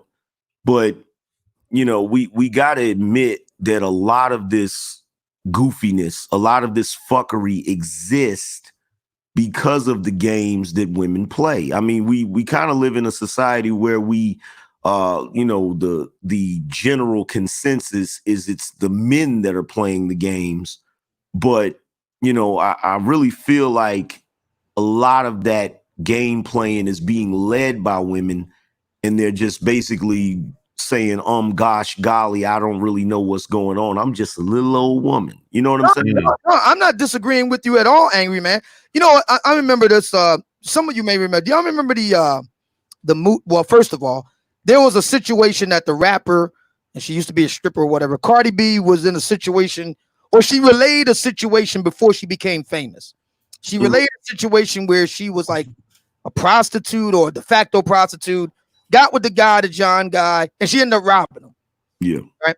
So then after that, there was a film that the Hustlers, I think it's called, basically along that same line. So I had a lot of letters from listeners, and they were chomping at the bit. Oh, Obsidian, did you see this? We got to talk about. Oh my God, look at what the fuckery, you know. And I never did anything on it. I never did anything on it, and there's a reason for it. Look, man, women like Cardi B exist. And my position is simple: play at your own risk, fellas. If you're going to roll with women like Cardi B, and you know who they are. Listen, I told this to Danielle and Concrete Rose a little while back on the whole thing about thinking black men play games too and all the rest of it. I said, look, we guys know, and this isn't a perfect science, but basically, generally, we pretty much can eyeball the women who are more likely to, I'm gonna use Alan's term, the women more likely to be manipulative time wasters versus the women who are more likely to be a rejecter or reciprocator or a rejecter. We could pretty much eyeball it. We know who they are. Pretty much, generally. I'm not saying it's perfect science, but generally we know who they are. And Cardi B is definitely a manipulative time waster type. We know who they are. Well, speaking of that, and after this, I actually have to bounce because I got to do a consultation. But to your last comment, Angry Man, yeah, that's exactly why I wrote my book, The Possibility of Sex. Because, see, when I came out with Mo 1, one of the messages was to men, you guys need to stop playing games with women. And, of course, I got some pushback from certain men saying, well, hey, women play games too. So I said, oh, yeah, I know that. So I wrote The Possibility of Sex to point out all the games. See, women almost have an advantage, though, when it comes to game playing, because here's what I've experienced in my adulthood, is that men, we pretty much only play games for sex. You might have, in extenuating circumstances, you might have a few men who might use women for money, but that's rare. But predominantly, men just play games for sex. Women play games for a number of things. It could be money, employment offers, job promotions, just flattering attention, entertaining conversation, a baby with a man who's already got a girlfriend, a wife, and you can name 3, 4, or 5 more things on that list. So because of that, they can be much more savvy and calculated game players than most men can, because most women know what men's angle is. It's fucking.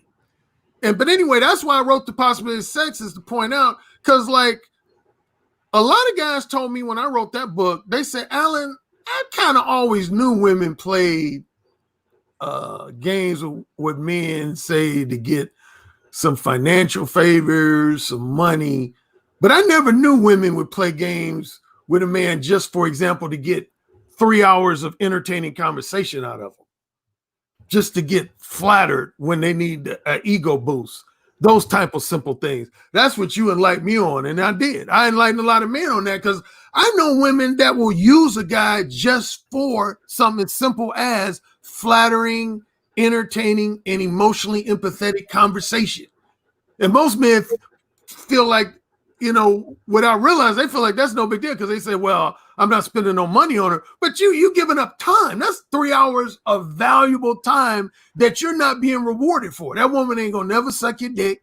Woman ain't gonna never give you no pussy. She ain't gonna even give you a hand job. But yet you at some social function or some restaurant or whatever, talking this woman for 3 hours, satisfying her need for that type of attention when you ain't getting shit out the deal. But yeah, women are not only manipulative. I would say most women, some of the women I've interacted with, they are masterful manipulative. Like particularly some women I dealt with in Los Angeles.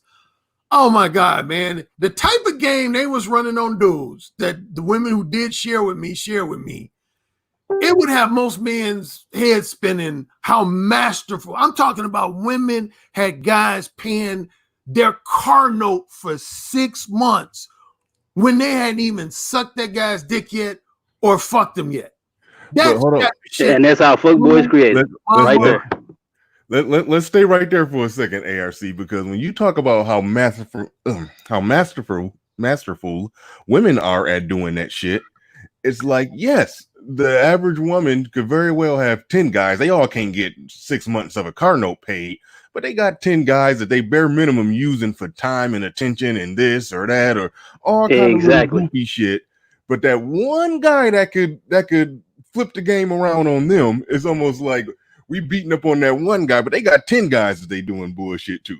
You see, so that's where I think people get to the point to where like that one guy who's able to win in that game, they just like, hey, let that brother live. I think that's where a lot of people coming from with this, and that's where. Well, hold on, real quick, one more point. That's why when it comes to a dude being a fuck boy, he gotta really be on some fuckery for me to criticize. He gotta be serial impregnating these women, not trying to take care of his kids, just doing outright degenerate, abusive, just reckless shit. That's when I get to the point where like, nah, bro, I can't rock with you on that one. But the guy who just, just silver-tongued devil, as some, I think that's an older term, just doing what he got to do, just get some ass. I mean, I ain't got no criticism for that. But if he can show me a trail of destruction, if I can see a trail of destruction behind this dude, then all right, yeah, you a fuck boy. I can't rock with you. That's where I'm at with it. Joe, you've been waiting for a while. Before you get to Joe, I just want to say quick, I got to drop out. I got to do a consultation, but I enjoyed this dialogue with you fellas. Much love and respect. Yeah, I'll ask Alan a question, but I'll let him go on ahead. I'll just go ahead and say this real quick. See, I don't have a problem with the idea of just having a woman's feminine companionship non-sexually. Like we go out, I can enjoy her company non-sexually. Here's the problem. How many black women today can offer true courtesan-like companionship? I mean, for example, let's take something real simple. What kind of interesting conversation are they going to have while we have dinner? Well, I got to point something out. I really wish Alan didn't have to go, because I don't want to make it seem like I'm saying this after he left. But I kind of disagree with the concept that the women are masterful at doing what they do. Yeah, there's skill in it, but there's only one reason why that skill exists, because at the beginning of life, at the beginning in your formative years, men, when it comes to sex, men are at an evolutionary disadvantage and women are at an evolutionary advantage. That is true. So when men are running around trying to have sex, it's because we have a biological urge to do so. But when it balances itself out, take advantage of that. Wouldn't it balance itself out by the women trying to get resources and status, though?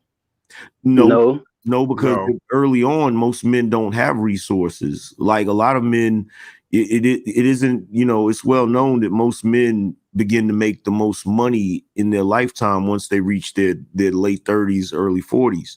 That's actually it's the most is in their 40s and 50s, according to Business Insider. Yeah, that's the peak of their earning potential. So when they're dealing with, most of the time when you first start to get sexually active is usually in your teens, you don't have anything. So in that situation, as Dr. Warren Farrell pointed out, when you're a boy in high school, you're pretty much a regular person, but a pretty girl is like the equivalent of a movie star in high school. That's true, but we have to factor in time here. So that boy, all things being equal, that boy will grow up to be quite successful later on, while that girl, she will depreciate over time. And then the younger ladies, as he gets older, are now vying for his status and resources, while that same girl in high school, if she didn't play her cards right, she winds up, a used and abused spinster. Well, that's when the switch happens. That's when the switch happens. Once a guy reaches that age where not only he has more resources, but he also has less of a desire to have sex. Well, it's not as powerful as it was when he was younger. So the only way guys really win in that scenario is if they pursue younger women at the peak of their earning potential. So if you have a guy that's 40 and he's making, well into the six figures or more, and he's, pursuing a girl that's 21, 22 years old, yeah, that guy's winning. But for the most case, if you have a guy that is 21 who's pursuing a woman who's 21, she has the evolutionary advantage at that moment in time. Yeah, I can agree with it. I think we all can agree with that one, but can't ignore these super chats no more. I appreciate the brothers that support the show financially. Floyd L. Hart says, y'all better not be dissing $40 Nation. I still barely know what that is. Hashtag Mattress Gate, hashtag Stove Gate. And my man David Johnson, who's always active on that super chat, says, who thinks matriarchal manipulation and indoctrination taught by mothers and women to young black males in black society doesn't play a major role in influencing the behavior of their sons, who are the fuck boys? I don't think that. Interesting take nonetheless. We do gotta go to Joe. Joe been sitting here for 40 minutes, ain't really got to say nothing. We gotta pass the mic to the young brother coming here fresh. Still got Similac. Got a dried up Similac mustache going around his upper lip. Go ahead, man. You got the mic. Then we're gonna see what P-Dot got for us. P-Dot, that's how you name. Okay. P-Dot, brother P-Dot. Okay. This is my thing, Mr. Obsidian. I respect your opinion, but this where we go our separate ways. Like early in the conversation, you said that women don't have casual sex. I completely disagree with that. No, that's not what Whoa. He didn't say. I know he ain't say that. That's not what I said. Can you repeat what you said then, so I can make sure I heard you correctly? What I said was, as a general rule, there are always exceptions to every rule. We all know somebody that fell out of a 9-story building and lived to tell a tale. I'm saying, as a general proposition, most black women do not just want to be having casual sex. They use casual sex as a means to an end. Alan spoke to this to some degree before he left. A lot of black women will use casual sex for different reasons. To get a baby. Many black women know they're never going to be a wife, but they can be a mom. A lot of black women know they're not going to get, a long-term mate, but they can get short-term gains, and so on. And some black women attempt to use it to get a relationship. But that wouldn't be casual. That'd be for a purpose, wouldn't it? I don't want to take the mic from young brother Joe, but okay, I'm gonna get back. No, I'm passing it right back to you. But no, they use casual sex to get a nut. They may have other intentions with. They may very well have other intentions with other guys, but they do have a guy that they fucking that they just use. That's all that's about. As a general proposition, that's the case. There's some other means to an end. I don't even want to get far afield with that.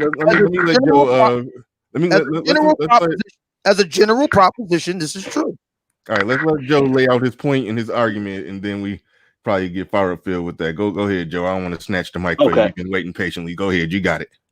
All right, but to answer the question about who create the F boys or whatever, I think I blame the community itself, because it's like we didn't creating them. We said who's responsible for their existence. I blame the entire community, because this is my thing. When you growing up, you see rappers like 50 Cent and like Future, for example.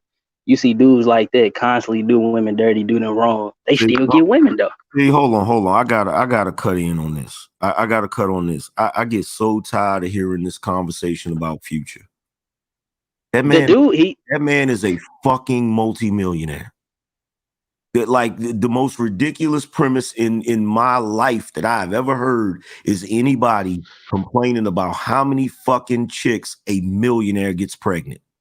Okay, we'll use the hood then. We all know an ancient nigga that got 3 or 4 baby mamas. If anybody say they don't, they're lying. Okay. They're lying.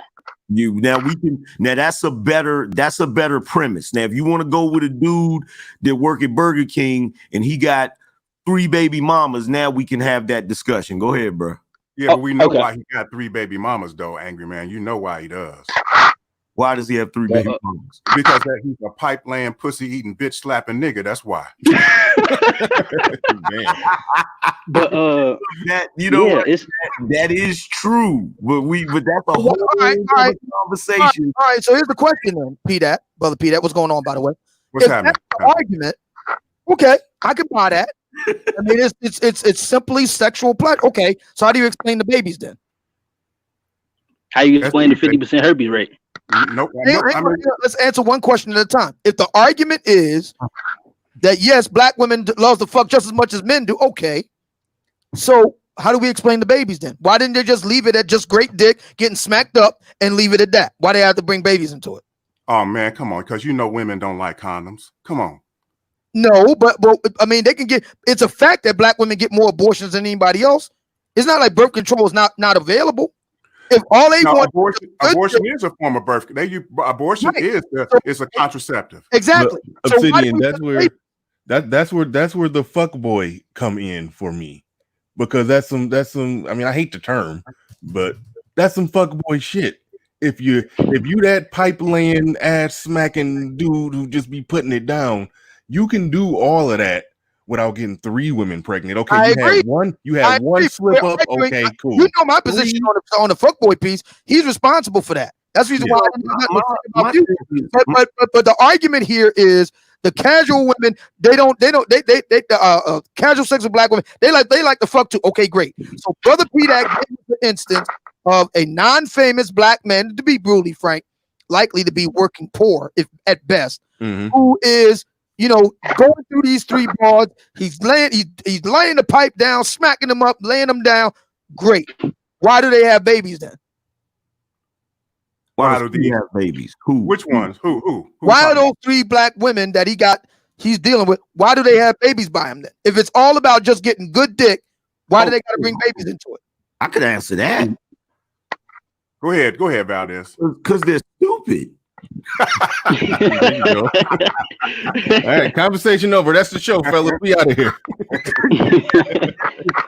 Yeah, someone in the chat room said they're irresponsible. I mean, and they need leverage over a man. They can use their baby as leverage. If the man act up or do what he want to do, they know they can use their baby against him or to their benefit if it need be. Like, we got to stop acting like they just. I got a quote Lloyd Banks on this. He said, "A chick will put her future in a fool's pants till she learn you can't buy furniture with food stamps." Word. All of which seems to be go with doubts back to my point that as a general proposition, black women just ain't into just fucking just to be fucked. It is a strategic motive. Yeah, there's a motive. Yes. Well, here's the thing. What you're saying is not wrong, Obsidian. They do have motives when they're having sex with dudes, but I mean, let's face it, we're talking about women here. So what they do is not going to be completely and totally logical. So they're having sex casually while simultaneously having a underlying motive for it. It's kind of like a long con. Like, you don't know that you're being conned until the con is over. So like that's really the way they operate. So yeah, they're having casual sex, but let's face it, they're natural opportunists. So if there's an opportunity there to actually capitalize on that casual sex, they're gonna fucking capitalize on it if they can. And plus, Mumia, you've read that book by Cindy Meston and David Buss about why women have sex, which is a fucking phenomenal ass book. So, there are a myriad of reasons why, women have sex. But, women of different classes have different sex for different reasons. Like, for example, Keith Lamont just said in the chat that there are women out there who are getting pipe laid regularly. But these may be women of the middle or upper classes. They just care about their future more than other types of women, and so they take precaution to protect themselves. That's right. So women all over again. Women are busting nuts all over the place. You just did my job for me, Peter, by citing the book "Why Women Have Sex." Now, they must have gave over 100 reasons. How many of them were focused on just getting some real good dick, getting slapped up and piped down? How many of them were out of the over 100? Okay, so just to be fair to you, Mumia, I did read the book, and most of and the examples that were given in that book, it was rarely just about getting piped, if at all. That was a reason in the book, right? There was a reason, but I mean that wasn't. Out of over 100. Yeah, that was like a minuscule reason. It was vapor. So I got a question. Yeah, go ahead, Mr. Obsidian. So how do you explain the 50% herpes rate? And then we talk about women being hypergamous. If she's talking to 4 or 5 dudes, you think she ain't sleeping with more than one of them? We being dishonest. We being dishonest. I would say that quite a few. I mean, the STD evidence in Black America is I mean, the 80-20 rules are a very real thing, and we can empirically. Matter of fact, you know what? I'm thinking about doing a show. By the way, Angry Man, you want to get this link that I'm putting up in the chat room right now. You will want this. It was based on my show yesterday, and it is a study called Thugs, Nice Guys, and Players, Black College Women's Partner Preferences and Relationship Expectations. What they have to say about colorism will definitely draw your interest. So I'll put the link in the chat room right now. You can grab it, and anybody else that wants it can grab it. I think it'll be of some interest to you, my friend. Okay. And I got one more question. And that's it. Yeah. So on that thing Mr. Obsidian posted to that college study. Now hear me out. Now it talked about what the women was attracted to. They was attracted to dudes that embodied the thug. Basically, they just didn't want him to act like a thug.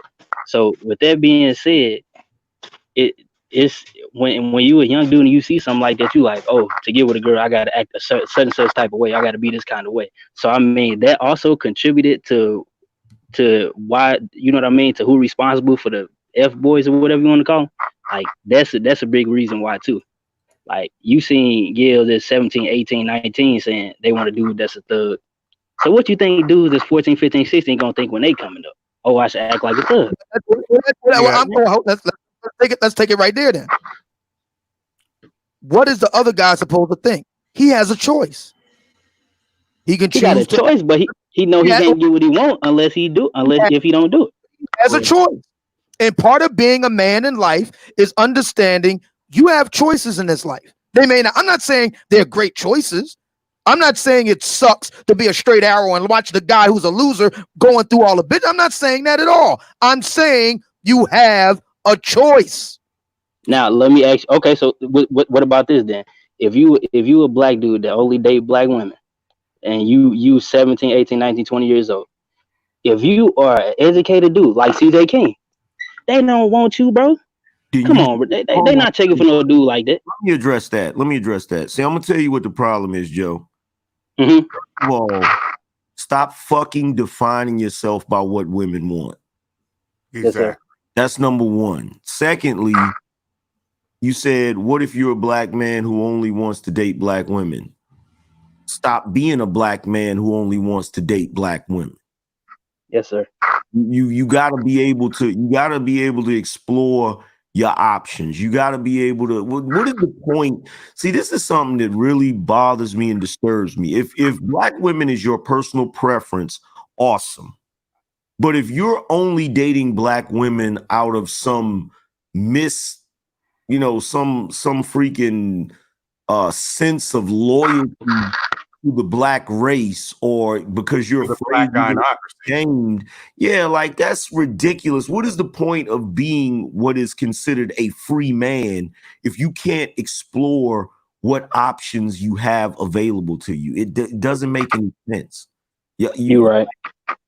Y'all gotta stop allowing, and you know what? I'm gonna tell you something else. Somebody in the chat room said to me it would be different if we wanted to be with all of them in reference to Future. And what do you mean be with all of them? Like, here's the thing that you got to realize about this Future thing, okay? Future in this day and age would be what you would call like if you go back in the day, you had noble people. You had people that had a lot of money, a lot of wealth, or whatever. Dudes like that were able to have multiple women with multiple children, and those children did not live with them. Okay.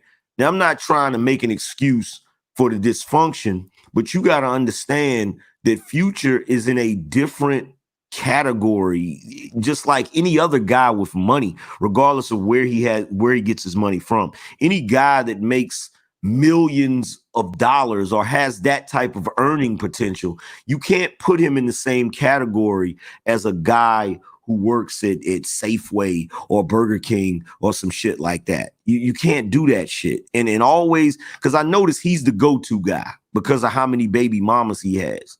But it's like, dude, if you're a rich dude and you can sustain that shit, that's your business, man.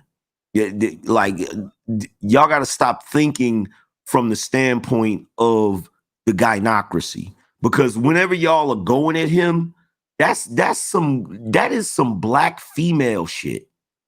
That's really what they doing. Yeah, what they doing, Valdez, is that they hating the game. And I'm not saying I'm a fan of Future, but the thing is, this thing with Future is, you know, so the question could be asked intrinsically: does Future is he what he is because of who he is? Is he able to obtain and lay pipe and have babies the way he does because of who he is, or because of the women, or because of the way the women are?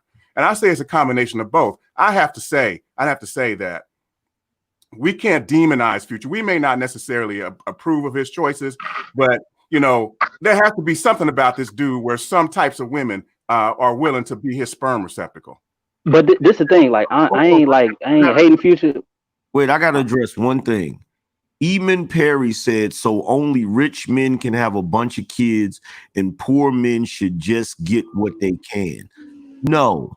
Rich men can have as many kids as they want because they can fucking take care of them. If you're broke, you shouldn't be having a bunch of fucking kids. Why would you have children if you can't take care of them? Yeah, that's common sense. Yeah, that's common sense. Like, let's just be real. Like, if you look at history, they have a term they call, well, you might have a wealthy man say, well, I've sired X amount of children. Well, that's because that wealthy man is able to take care of those children. And wealthy men, in most cases, they are not involved fathers. You're not going to see a super wealthy guy, you know, picking up his kid from soccer practice and, you know, sitting down with him to help him do his homework. Most rich people, they're going to send their kids off to boarding school. So you're talking about something entirely different when you start going. And I'm not saying that's what Future's doing. I'm saying that's what his ass is supposed to be doing if he's in that position.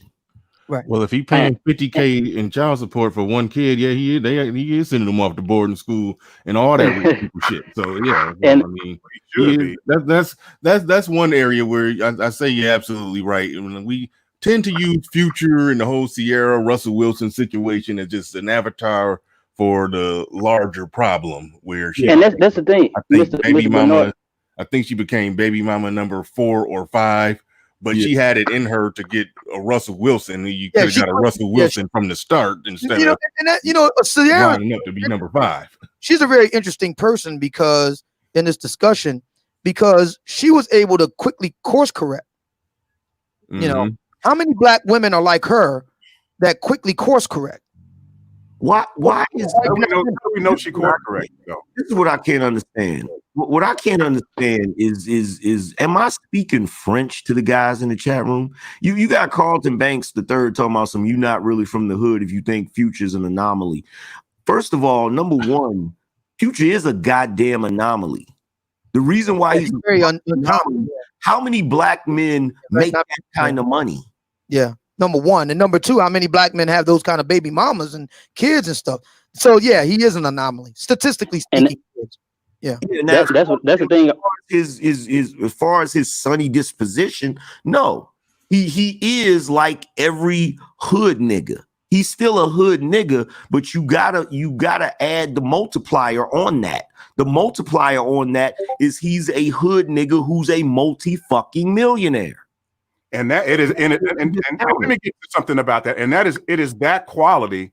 It is that particular quality, and the fact that he is a hood nigga who is making cheddar like that. That, you know, if any woman were honest, that sort of thing is attractive to them. And that's the other thing about being called a thug. Like, what is really a thug? I mean, I've been accused of being a preacher thug, So what is really a thug? What the fuck is a preacher thug?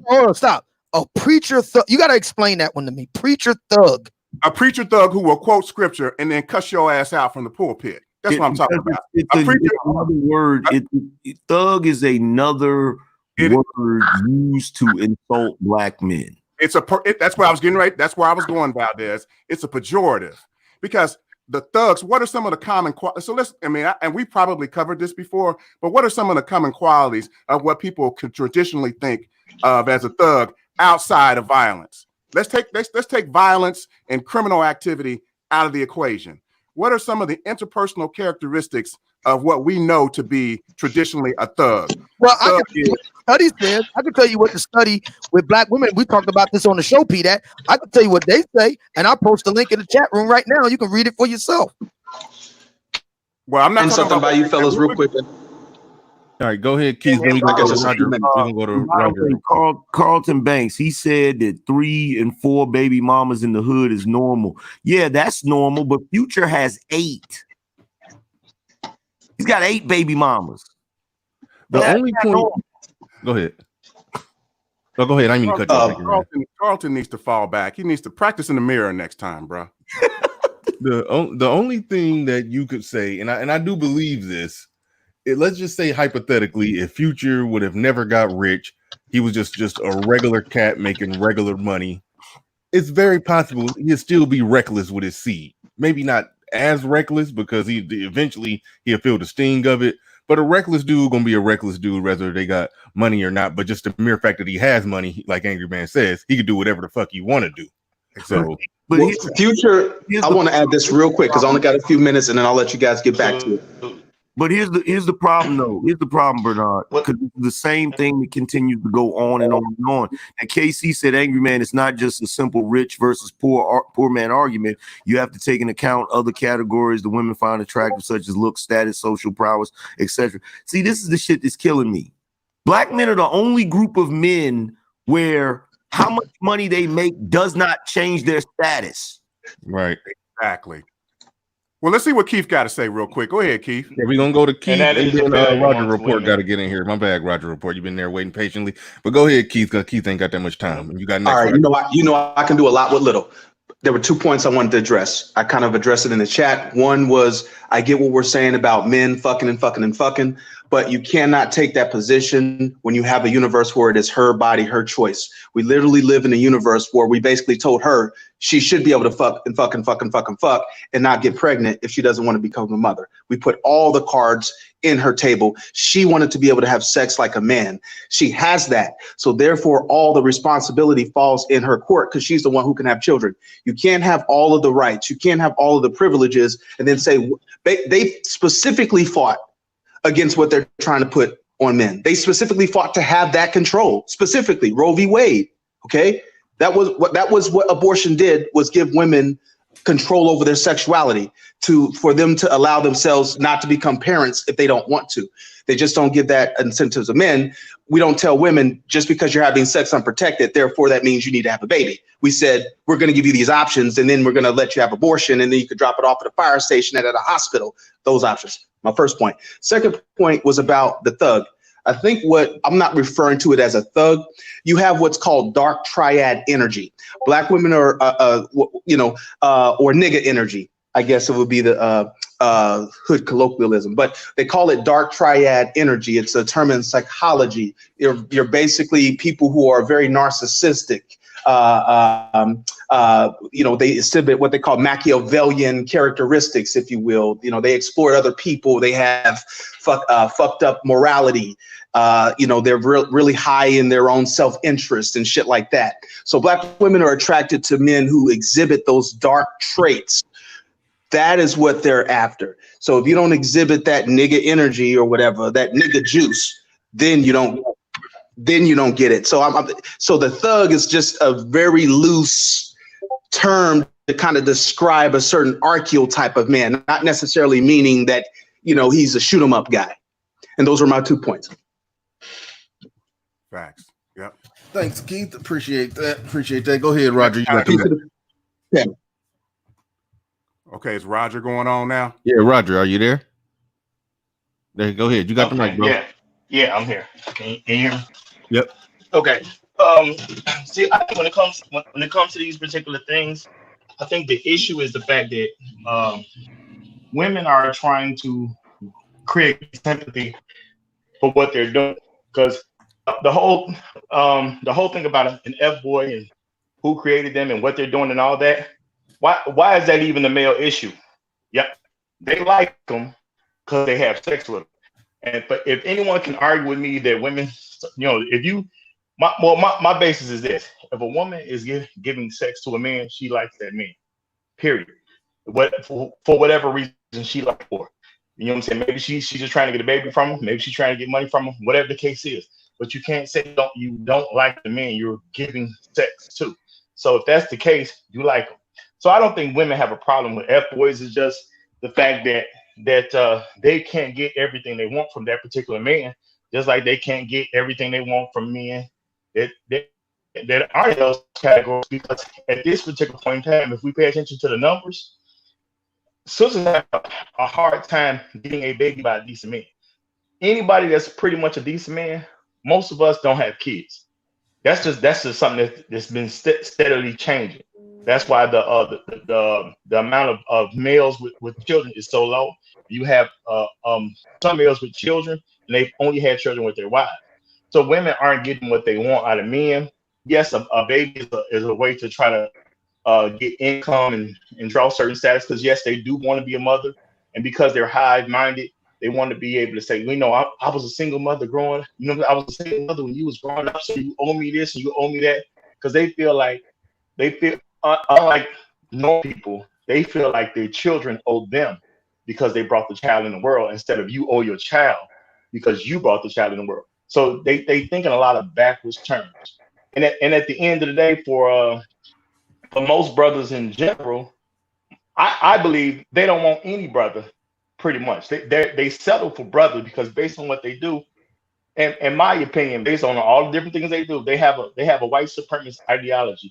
It drives what they do. So to me, the average sister is a white supremacist. So no black man is going to be good enough for them. Period. So even though you have men that are in much better positions, they're still complaining because at the end of the day, you're not white, and because you're not white, you're still not going to be satisfactory to what they're trying to get done in life. And that's why I've said on multiple occasions that when you really start breaking down the things black women do, excuse me, when you really break down what they do, black men have to accept the fact that they're generally just not good people. If you see the games they play with children, they want a child, but then when you have a child with them, if you're a guy trying to be a father, they want to put you in child support court. They want to use family court to keep you away from your child. They make up reasons to put restraining orders on you. They say you threaten them. They say you hit them. Do all kinds of things to keep a father away from their child as long as you want to be involved. Now you take the men that don't want to be involved. What do? They keep complaining, trying to make that guy get involved. So they're basically doing the exact opposite of what the guy wants, regardless of his position, regardless of how good he is or how bad he is.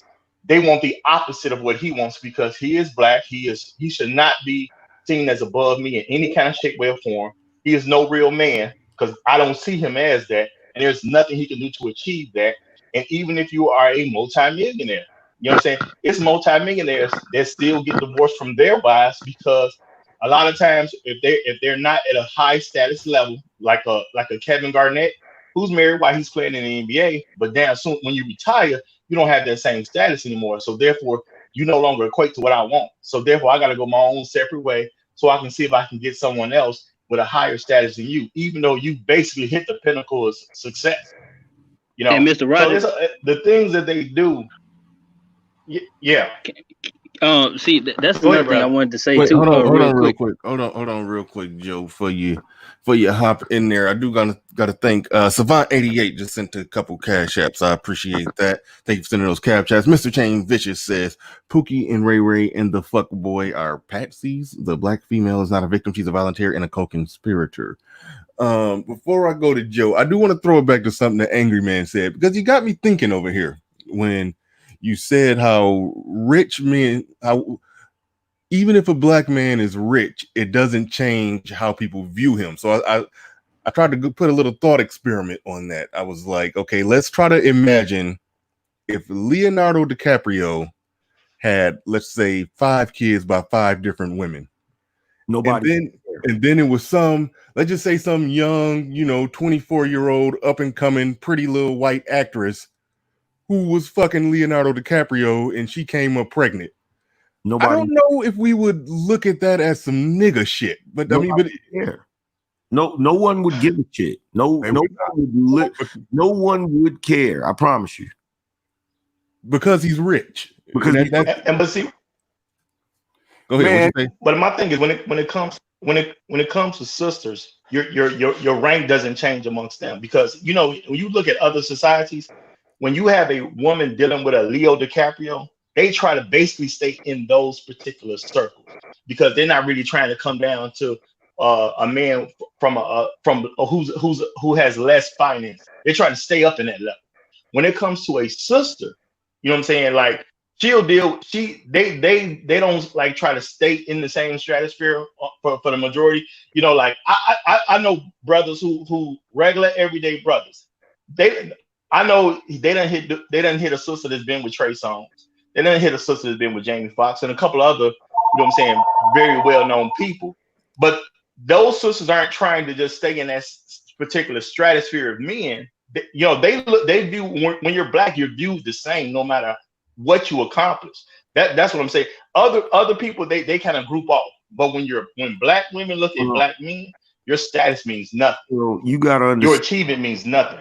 Well, you gotta understand, Roger, when you're talking about knowing brothers that have banged a chick that banged Trey Songz, that's like saying that you stepped in the fucking puddle that a billionaire stepped in the city of New York. Like, it's not hard to do that. You know what I'm saying? Like, they kind of circulate it. So, but the real key thing that I've noticed, and I say this all the time, with black men, it is never about what we have accomplished. You will never be judged by what you have accomplished the way other men are judged. You are always judged by what you have not accomplished. And that's why black men are always in this category of being ain't shit. It doesn't really matter what you're categorized as. It doesn't matter if you're a Pookie or a Ray Ray or a so-called educated lame or a classic man or a Renaissance man. It doesn't really matter what you are as a black man. In the eyes of black women, you ain't shit because you're only judged by what you have not done, which is a trick bag in and of itself, because there's no such thing as somebody who's accomplished everything. That's I would go so. I agree with you saying. Let's say one more quick thing, because I agree with what Angry Man said, and I love to use.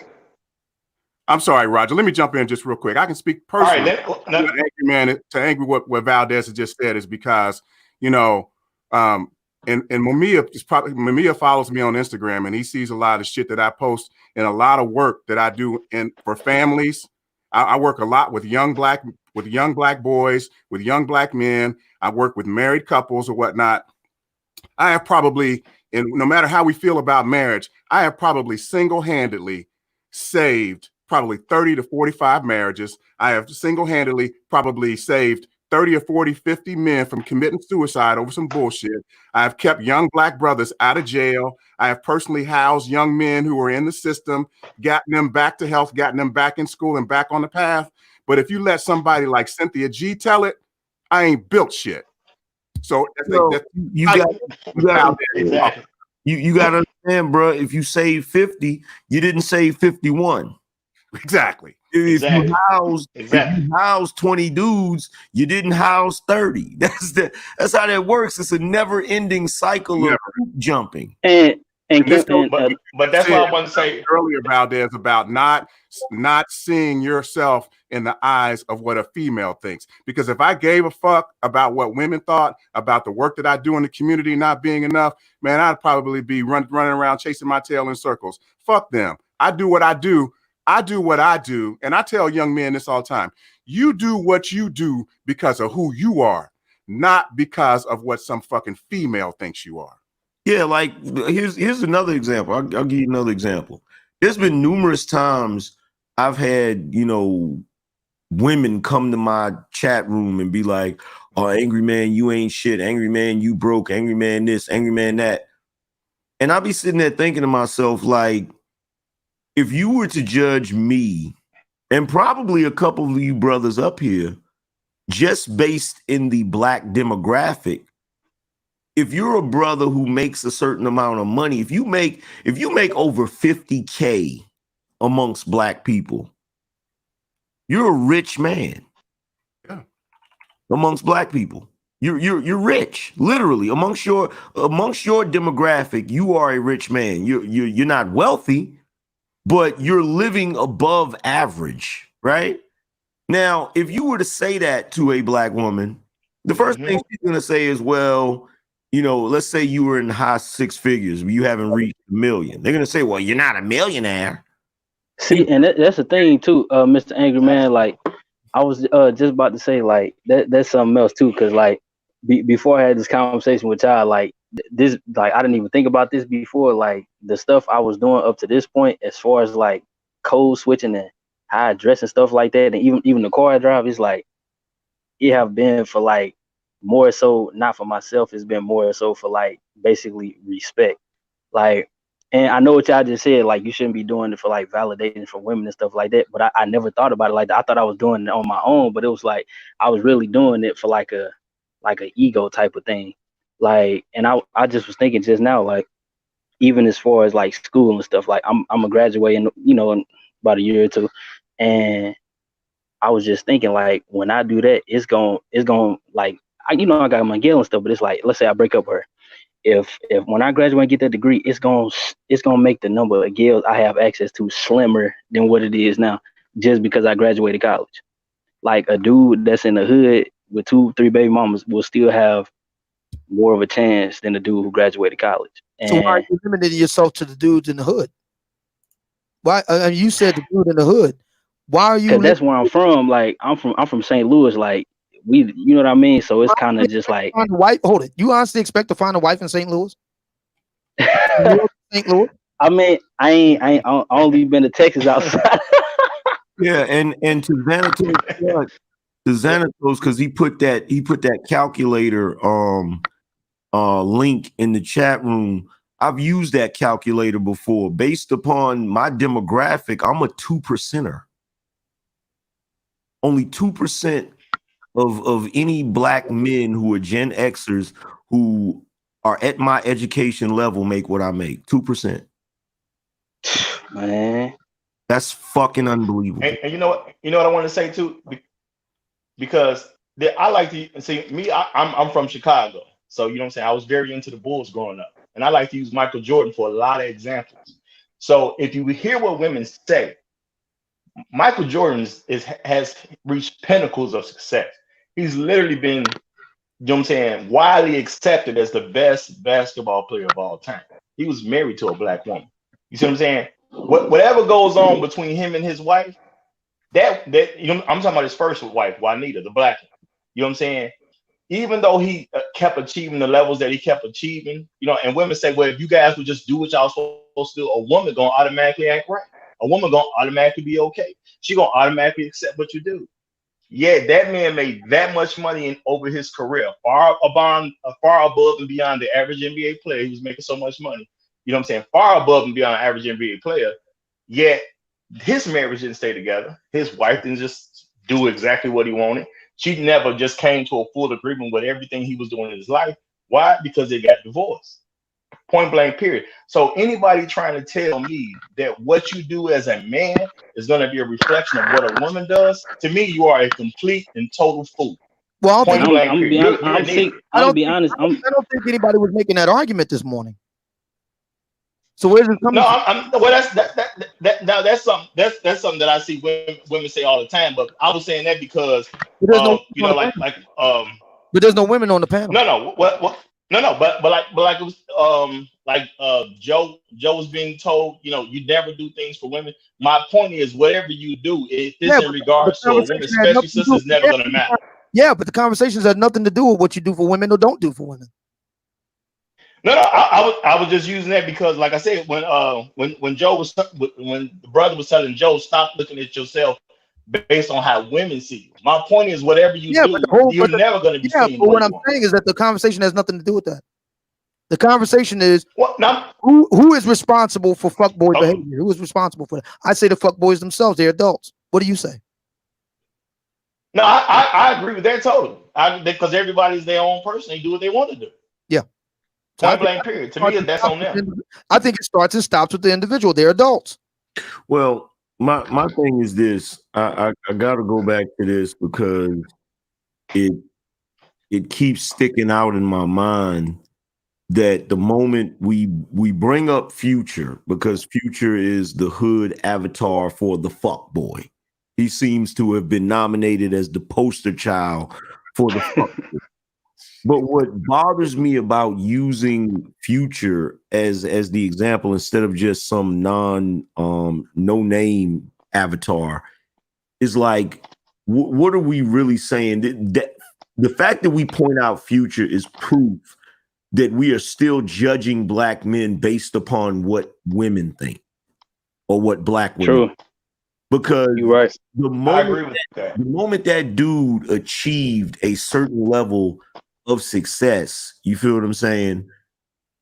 You gotta say, okay, yeah, he may be a hood dude, yeah, he may still have hood habits, but he's accomplished something that a lot of people will never accomplish in their lifetime. Yeah, well, he's not somebody I want to emulate. I mean, it's not about emulating him.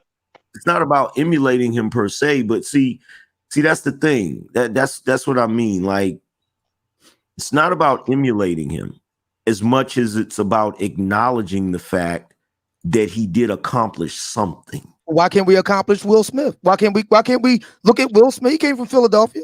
Why can't we look at him? He's not. If this is about what men think, if the argument is we shouldn't go by what women think, black women think about black men, we should make our own ideas about what black men. Okay, fine, I'll go along with that. But the media don't sensationalize. Hold on, Joe. Hold on. Why can't we just simply change the conversation? If that's the argument, why can't we just simply change the conversation? Say, you know what? We should be more like that guy, Will Smith. Well, I mean, that depends on if you want to be like Will Smith. I don't want to emulate Will Smith. I personally think he's a fucking asshole. What gives you that impression? A lot. The way he operates. Hold on, Angry Man. Before you go into that, let me say this, because I totally agree with what you're saying about Future, and I say that all the time. Because I went and looked up his what Future was supposedly worth, and I kept seeing numbers around $50 million. That he can go have 50 kids if he wants. If we can't accept that man is in a different stratosphere financially and he can afford all these kids, even though I'm not saying women should be having that many babies with some do, regardless of that fact, the man is not a poop. He is a very productive man. Regardless of how you feel about his character, the man can't afford his kids. Well, and everybody should be okay with that. All right. So the argument is, I'm willing to play along here. So the argument is, we black men need to determine for ourselves what we think about other black men, and we're going to use the famous example. Okay, fine.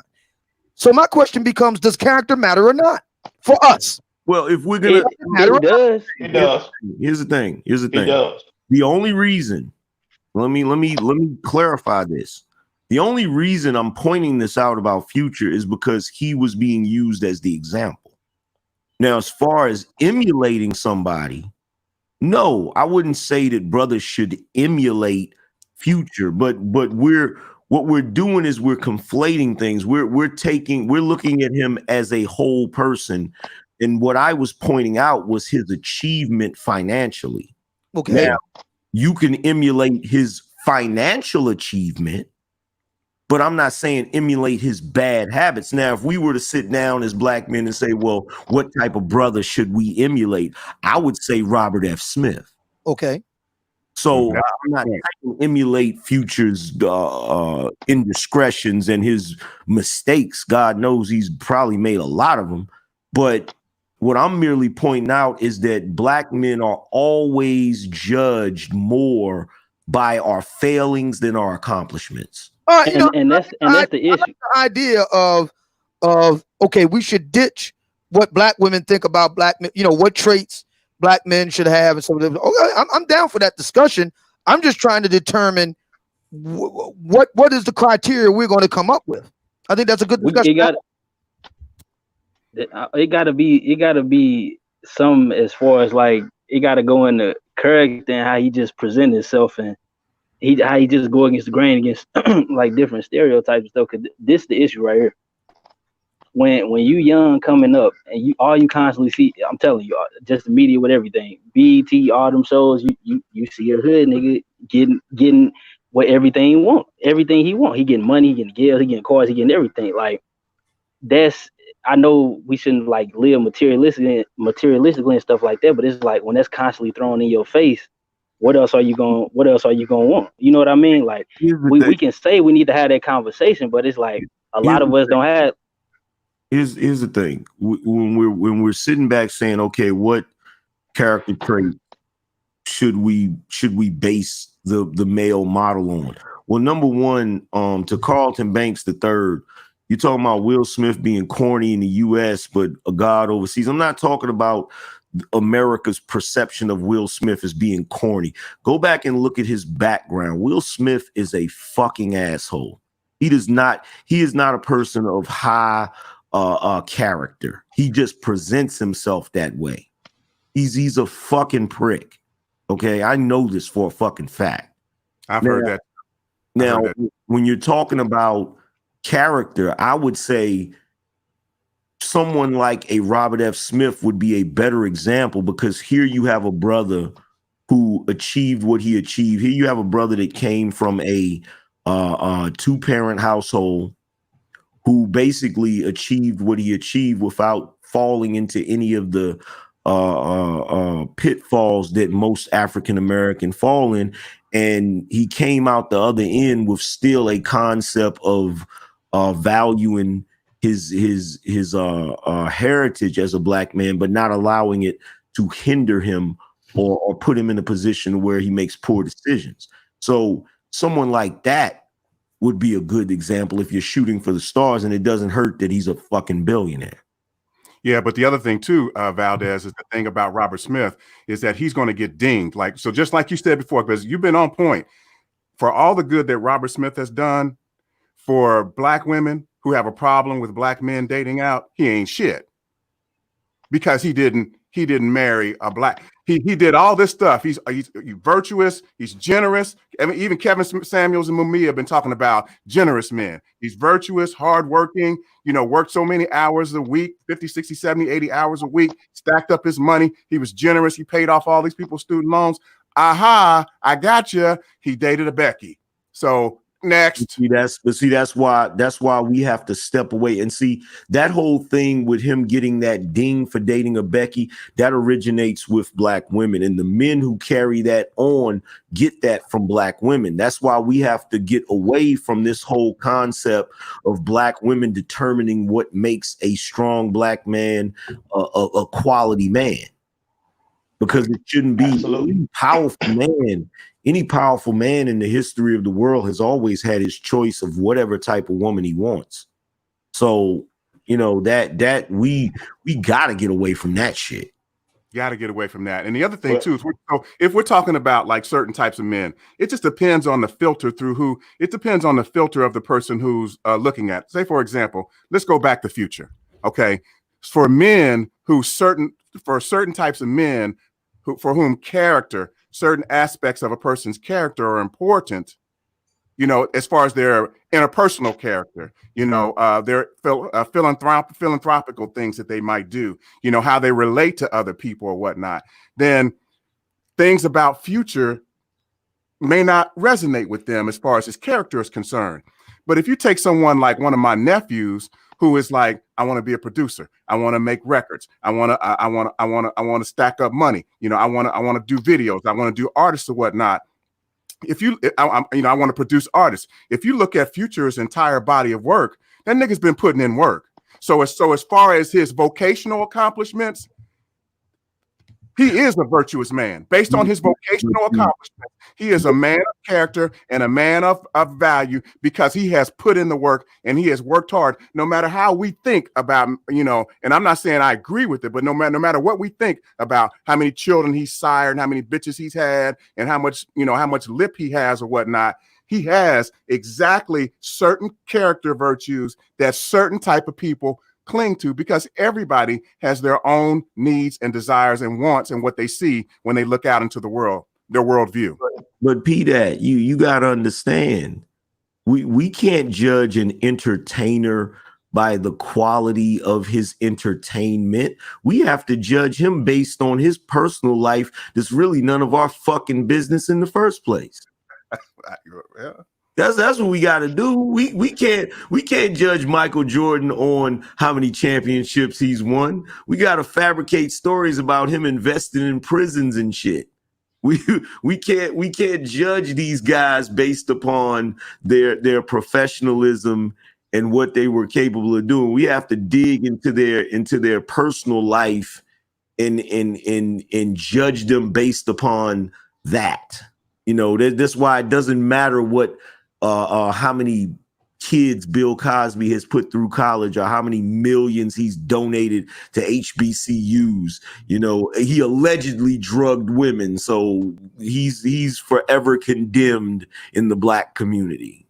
And the reason. So we talk about black men following the gynocentric lead of women, and so that's why it's important. You know, I always said I only believe half. I believe almost virtually nothing of what a woman says, and only half of what I can't remember what I've said, but I only believe half of what I know, and only know about half of what I actually see. You can't take a women's moral and value sentiment seriously. You can't take it too seriously. You always got to take it with a grain of salt. And one of the things that men do and should be able to do that women are not able to do, that is compartmentalize. See, look, here's my point right here. And I'm gonna say this and then I'm gonna get up out of here because you know this is starting to get on my nerves. Carlton Banks says, "So Angry Man, do you believe a baby daddy equals a husband?" That's a female talking point. I don't give a fuck I don't give a fuck about that. If a dude is a husband and he raises his child, or if he's a baby daddy and he raises his child, the only thing that matters is does he fucking take care of the kid? See, you motherfuckers in the chat room, you got too many goddamn black women talking points, man. Yeah, I agree. And I'm telling you, Carlton Banks, from personal experience, because I work with black couples and I work with, like in Cincinnati, Ohio, there's a company here called Procter & Gamble. And Procter & Gamble has black men who are, we would consider to be masters of the universe. I'm talking about top 1-2% of men. And I'm personally working with two couples right now, black couple, black man, black woman. And both of the men, they both earn at least $295,000 a year. And their children hate them and their fucking wives hate them because they're husbands, but they're not very good. I mean, but they're married, but they're not very good husbands. They're not very good fathers. You know, everybody thinks, you know, so this is what I'm talking about, compartmentalizing. Now, if I wanted to model my career after some dudes or whatnot, where I could be like a master of the universe, I would definitely model my career after these niggas.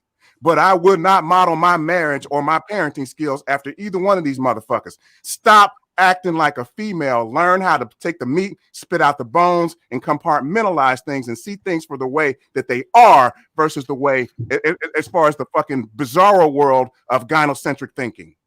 Yeah, because it's a trade-off. As a man, any man knows this.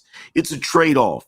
You could be an awesome father, or you could be a master of the universe. It is very difficult to be both. Very difficult because there isn't enough time in the day for that. There's a reason why rich white men send their kids to the best boarding schools, because they don't have the time or the luxury, and that's just a reality. But yo, man, I appreciate you guys letting me up and chopping it up with y'all. I'm about to get up out of here. Yeah, we gotta get together and discuss you and Danielle George at some point, Angry Man. Oh yeah. Well, see, I don't know. See, I you know, Danielle Maybe George, we can do it sometime next week. she's on timeout with me, and then she knows why. She knows why, because that was a ridiculous display. That was ridiculous. Yeah, But, I like to hear your side of it because I've heard hers, and I want to hear your side of it, and maybe we can do that next week over here. yeah, I'll come back through. All right. All right. All right. Thanks, Angry Man. All right. I was planning on getting off the air at about 12 o'clock. Anybody else? I guess we can go around. Well, damn, Joe just hopped off. Maury Mo says, I got here late, but I just got to show support to Obsidian and Bernard Riley. I appreciate discussions like this so much. Thank you. I appreciate that super chat. I did want to say before Angry Man got off, the genesis of Carlton Banks' question, do we think baby daddies are equal to husband? Now, in the context of this conversation, I have no idea why he brought it up, but in the context of another conversation when somebody was trying to cape for Robert Perkins and try to say that he's equal to a husband, I think once you get 5 or 6, then no, you ain't touching the average husband. But a guy who has 1 kid, he can roll up his sleeves and do the best he can and be a good dad, you know. But even then it's difficult. I did want to say that before Angry Man got off, but he had to go. But we can go to let's go to Roger Report, then P-Dat. Yeah, I can get your last words in here, make them brief because we get. Yeah, I gotta run. I gotta cut this short because I'm due to do an interview over okay, on Facebook. So where are you going to be? Huh? You said you're going to. Oh, it's on Facebook. Yeah, Paul Carrick Brunson. You can look up. I'm supposed to be over there. So, we'll see what happens. Paul Carrick Brunson over on Facebook Live. All right, yeah. So if we type in Paul Carrick Brunson, it should pop up. Yeah. Okay, good. All right. Yep, thanks. All right, brothers, make it quick, and we got to get up out of here. Hey, I'm good, man. I appreciate it. This is my first time being on your show, Bernard, but I've been a faithful follower, man, and I like what you're doing, man. Your show is very refreshing, man. I just came across you maybe a couple of months ago, man, and every show, man, solid, man. So you're doing a hell of a job, man. I appreciate you, man. Hey, thanks. I appreciate that. I'm out of here, y'all. Yeah, peace. Roger Report, you got the last words today, man. Make them count. Make them count. Right. It's all on you. Appreciate.